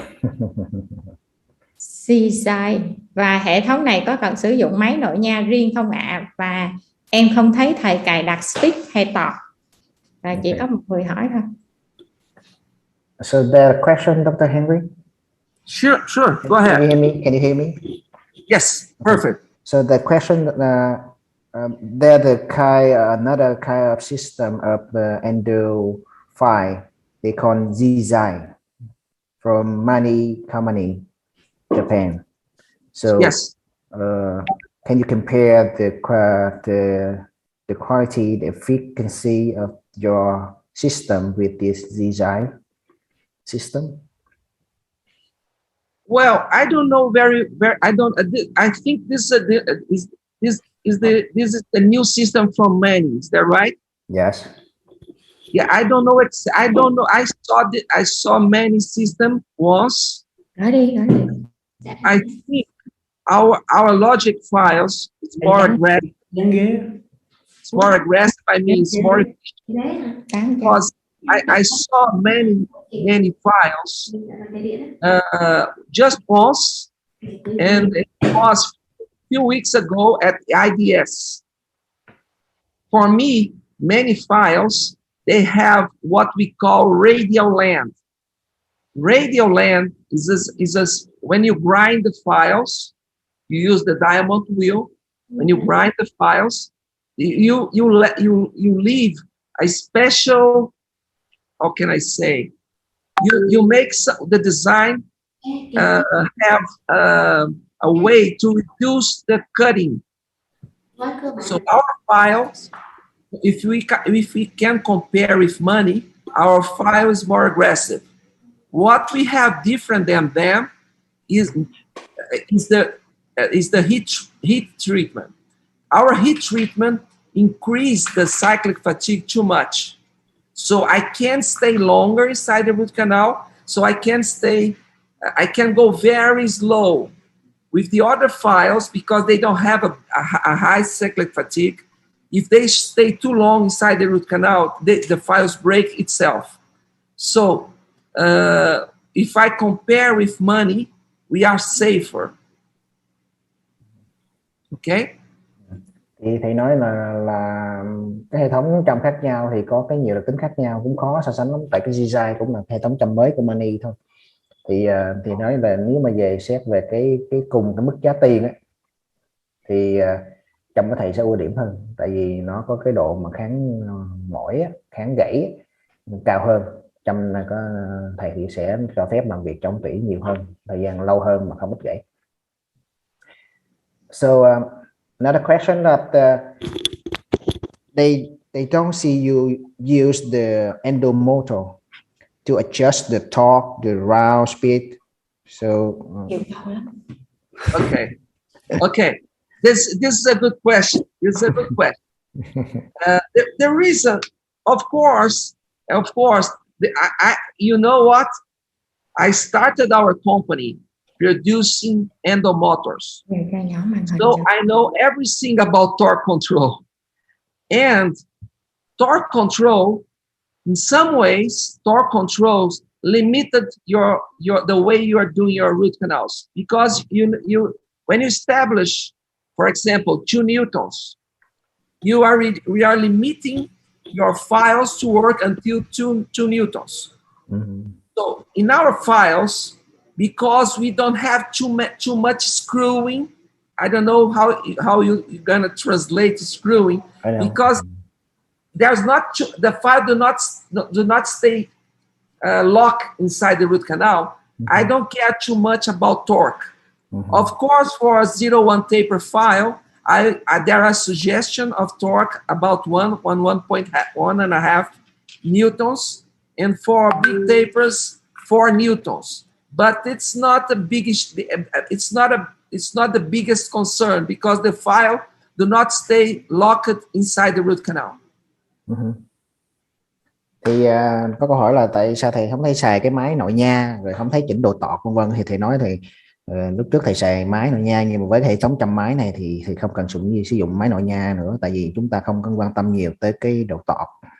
Chúng ta có thể quan tâm cái tốc độ mà không quan tâm nhiều độ tọt, tại vì cái châm này nó không có cọ sát ma sát nhiều lắm vào hệ thống tủy giống như hệ thống châm khác, cho nên là cái lực tọt mà nó phát sinh ra, tức là lực ma sát khi chúng ta sửa soạn cho ống tủy á, nó ít lắm, cho nên là thầy không quan tâm cái độ tọt. Với lại cái châm này có độ kháng mỏi rất là cao cho nên cũng không lo lắng lắm. Tuy nhiên nếu mà chúng ta sử dụng cái châm là cái độ thun lớn chẳng hạn 5%, 6% vân thì chắc chắn nó sẽ có ma sát hơn. Lúc đó thì chúng ta sẽ giới hạn của độ tọt nằm trong khoảng 1.5 tới 4 Newton thôi, chúng ta không có xài nhiều. Thì ra cái tọt trong máy chẳng qua là mình giới hạn lại thôi, để tránh trường hợp chúng ta xoắn khi mà châm đưa vào ống tủy, thì giống như nó đang vặn vào ống tủy ấy, thì nó ma sát nhiều quá nó sẽ gãy. Thì chúng ta giới hạn cái độ tọt để khi mà châm tới mức độ đó thì nó tự động xoáy trả ngược lại để nó hạn chế gãy châm trong ống tủy thôi. Còn đối với trời hệ chống châm này thì cái độ ma sát không có đáng kể, cho nên là không có quan tâm nhiều cái hệ tổng tọt đó. Chị Thảo, mình không có chọn lọc câu hỏi ra màn hình hả chị Thảo hả?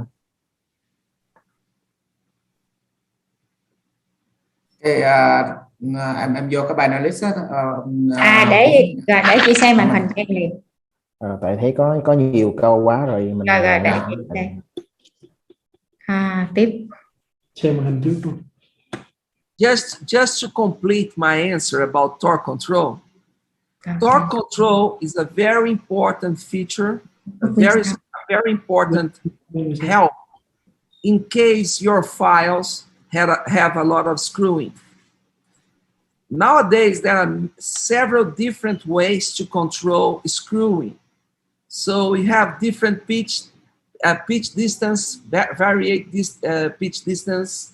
There are many ways to control that. So this way, torque control becomes a little bit not so important. Okay, it's important, but not too important. Thì kết luận lại là hiện tại với hệ thống châm càng ngày càng thay đổi hiện nay thì cái điều chỉnh lực tọt thì nó cũng quan trọng nhưng mà không quá quan trọng.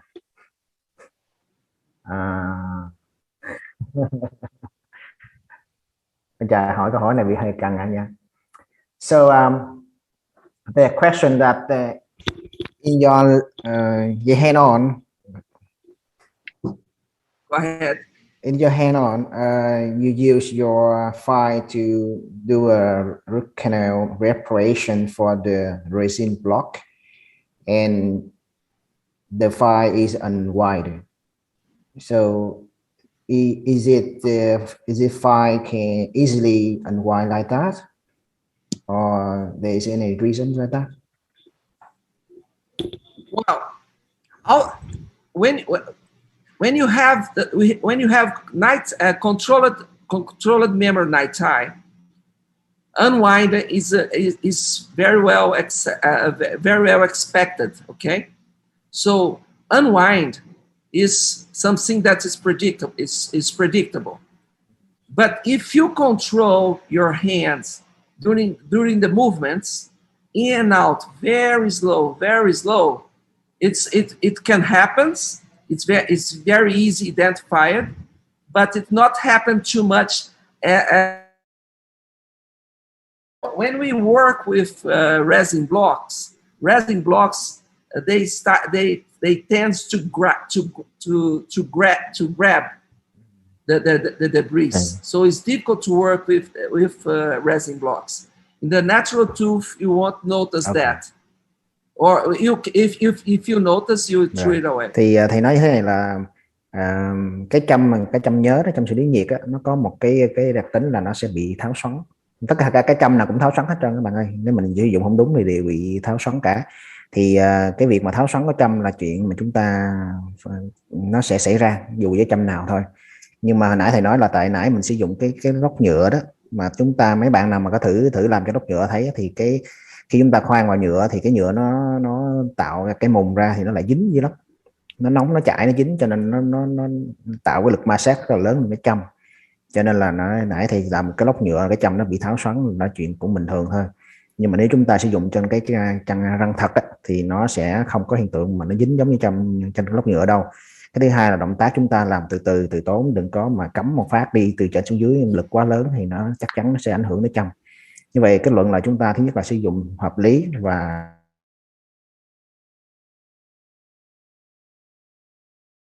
chứ không phải là châm nào cũng không có bị tháo đâu nha. Rồi Câu hỏi kế tiếp chị Thảo ơi.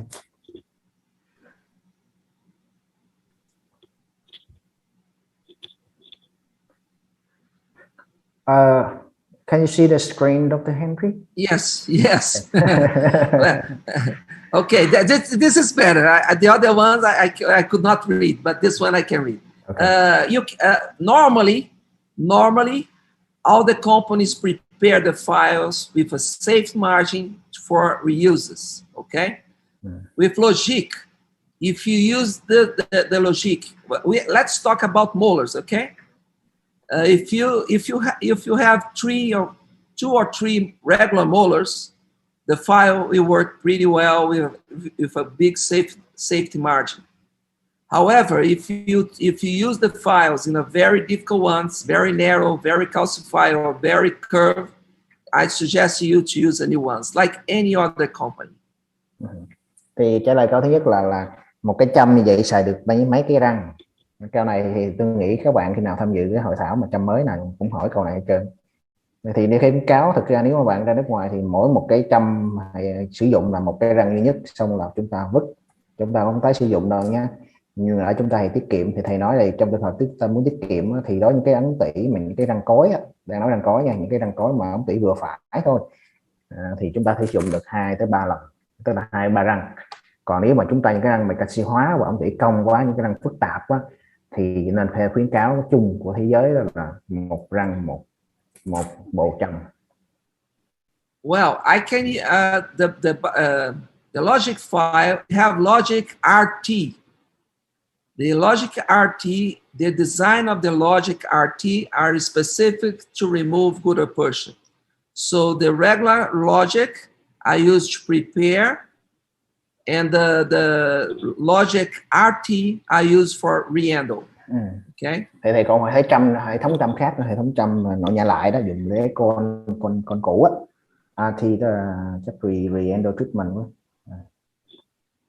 Okay. Well, I will be a liar if I said I did never broke a file inside the root canal.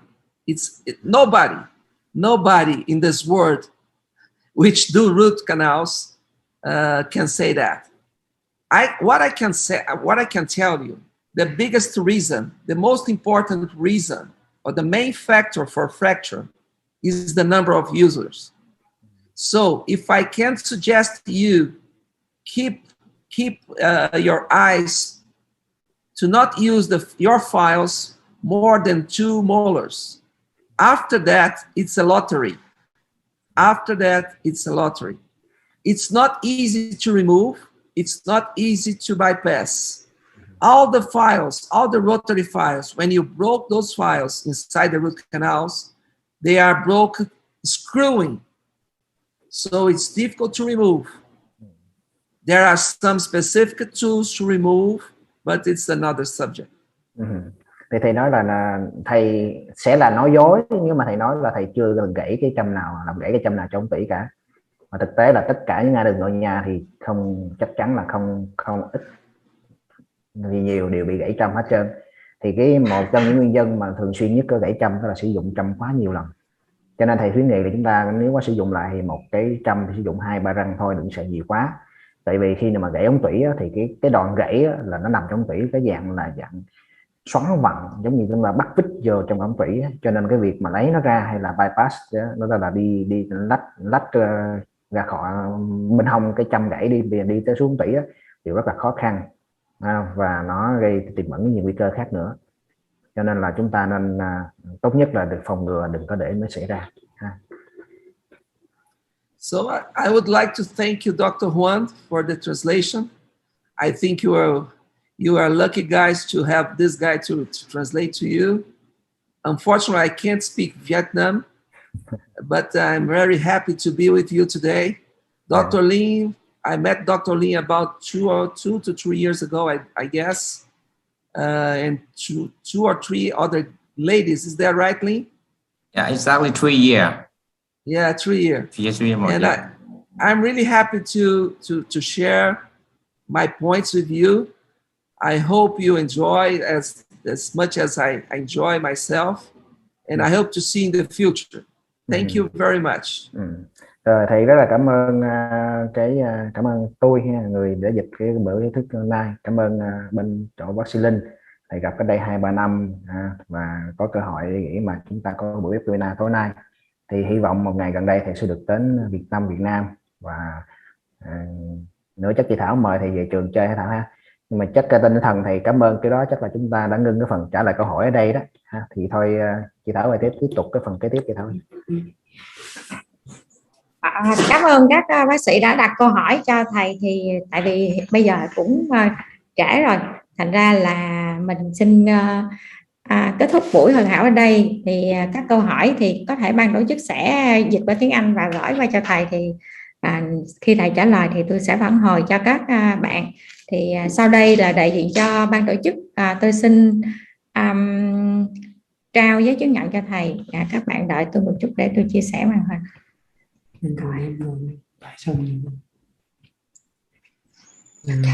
Rồi xe đi. Huấn dịch đi Huấn ơi. Giấy chứng nhận này cho thầy không biết á. Dr. Hernique, here the Dr. Thao will send you the certificate of your presentation from our university. Thank you very much. Thank you very much. I appreciated that. It was an honor to be with you, and I hope to see you personally in Vietnam somewhere in the future. Yes, Dr. Henry, on behalf of our faculty, thank you very much for your presentation today for our dentists and our students. So I hope that in the future you will visit our university and visit Vietnam in the near future. Yes, thank you very much. And now I would like to deliver the certificate to 24/7 company. Anh Linh. Thank you so much. Em xin cảm ơn công ty đã phối hợp tổ chức cái buổi webinar ngày hôm nay, và cảm ơn rất là nhiều. Hy vọng là tiếp tục có cái hợp tác mới trong những cái webinar tiếp theo. Sẵn chuẩn bị kết thúc chương trình thì ban tổ chức cũng có xin thông báo là đã nhận được 20 bác sĩ có đăng ký cấp giấy chứng nhận CME. Thì sau buổi ngày hôm nay thì ban tổ chức sẽ làm các thủ tục với bên trường để làm giấy chứng nhận. Sau khi có CME thì ban tổ chức sẽ gửi email đến các bác sĩ thông báo và sẽ gửi về địa chỉ cho các bác sĩ. Và cũng nhân tiện ngày hôm nay thì cũng xin giới thiệu với các bác sĩ là tới Chủ nhật Chủ nhật tuần này ngày 24 tháng 10 thì khoa Răng Hàm Mặt trường Đại học Y Dược Cần Thơ cũng có phối hợp với công ty 24/7 tổ chức một cái webinar về MTA trong điều trị nội nha do bác sĩ Ju từ Hàn Quốc sẽ trình bày vào lúc 6 giờ. Thì ban tổ chức sẽ gửi email thông báo cho các bác sĩ và mời các bác sĩ đăng ký tham gia miễn phí, và nếu có đăng ký CME thì có đóng phí. Dạ xin cảm ơn, và cảm ơn tất cả các bác sĩ và các bạn sinh viên đã tham dự cái buổi webinar ngày hôm nay. Yes, thank you very much, Dr. Henrik. Again, thank you again for your presentation today. Yes. Okay. Anh Linh có nói gì không anh Linh ơi? Có rất nhiều câu hỏi như bây giờ mình sẽ dịch ra và gửi cho thầy, và sau đó là thầy sẽ trả lời thì mình sẽ phản hồi qua email nha. Thì và cũng hôm nay là mình bắt đầu là làm cái đề tài về cái sửa soạn ống tủy. Hy vọng tới Chủ nhật tới thì các bạn sẽ tiếp cận một cái rất là mới về MTA và MTA update. Thì sẽ gặp lại thầy Du, ông sẽ nói đề tài MTA là update rất là mới cho tới cái thời điểm này. Thì rất mong mọi người đã sắp xếp để tham dự. Cảm ơn trường đại học khoa Răng Hàm Mặt Đại học Cần Thơ đã phối hợp cùng công ty đã tổ chức được cái buổi rất là thành công. Rồi, cảm ơn Thảo. Dạ, xin chào tạm biệt tất cả mọi người. Bye bye, Dr. Henrik. Thank you, Dr. for the very excellent translator today. Cho em nói thầy tí xíu. Hello, Dr. Henrik. It's really my honor to be your translator. And today I have learned a lot of things from you. And the idea of 1% file taper, 1% taper of the file is wonderful. Okay, thank you very much. I hope that I can learn you more in the future. Thank you. Okay, I hope to be in Vietnam soon. Yes, welcome you here. Okay. Bye-bye. Bye-bye, guys. Bye. Thank you. Thank you. Aqui preparado. Okay. Recording stopped. Chia sẻ, chia video. Chứ video Rồi thì bây giờ là còn cái video của ngày hôm nay á thì mình đã thu lại, và thầy á, thì thầy phải xem lại cái video rồi sau đó thầy sẽ edit lại, thì mình sẽ gửi tới qua email hoặc là đăng trên các nền tảng xã hội cho các bạn. Mình sẽ gửi về cô Thảo và cô Thảo sẽ gửi các bạn luôn. Alo. Em cảm ơn. Dạ cảm ơn anh. Thì anh Dạ. gửi cho em, sau đó thì em sẽ chia sẻ cho các bác sĩ và sinh viên tham dự. Rồi, ok.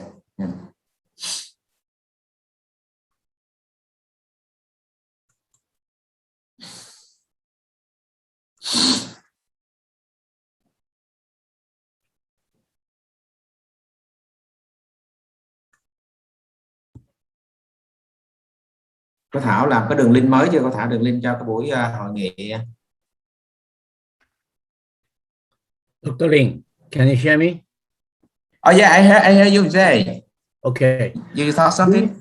Please send all questions, if you have any, because, written in the Vietnamese, so, we don't understand, this is compliment or questions, but, they send all questions, if any, and then I'm going to ask Dr. Hernique to answer to you. Yes, sure. I talked with the audience already. I will send you all the questions in here after I translate it to English, and then an email for you and Dr. Hernique. Yeah.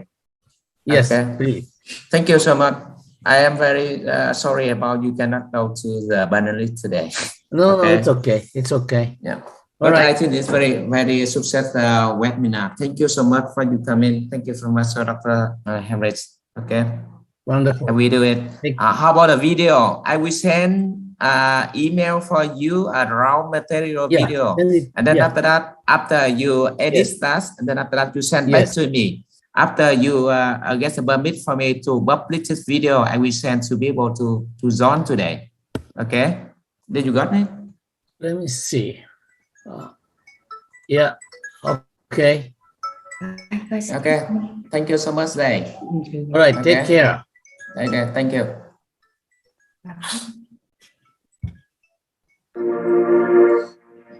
Hello. Hello. Cảm ơn Huấn nhiều nha. Very good lecture. Oh, thank you so much. Cảm ơn Huấn rất là nhiều nha. Hôm nay Huấn dịch rất là ban đầu ấy, nhưng mà sau ra là Huấn dịch rất là ok. Thì chắc là sau khi mà mình gửi video lại á, thì thầy sau khi edit xong á, thì mình có thể cùng nghe lại một lượt nữa nha. Thì bài thực ra cái trăm mà 001 á, thì cái đó làm theo kiểu logic của nó là gì, tức là cái độ thuôn của ống thủy từ 0.1 đến 0.2 thôi, nhưng thầy thiết kế 01 là rất là thông minh, cho nên đặt là logic ấy.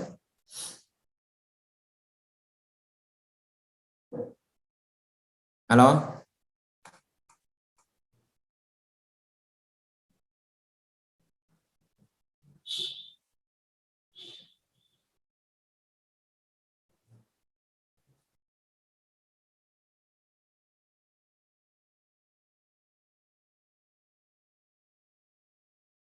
Hello Thảo ơi, nghe Thảo.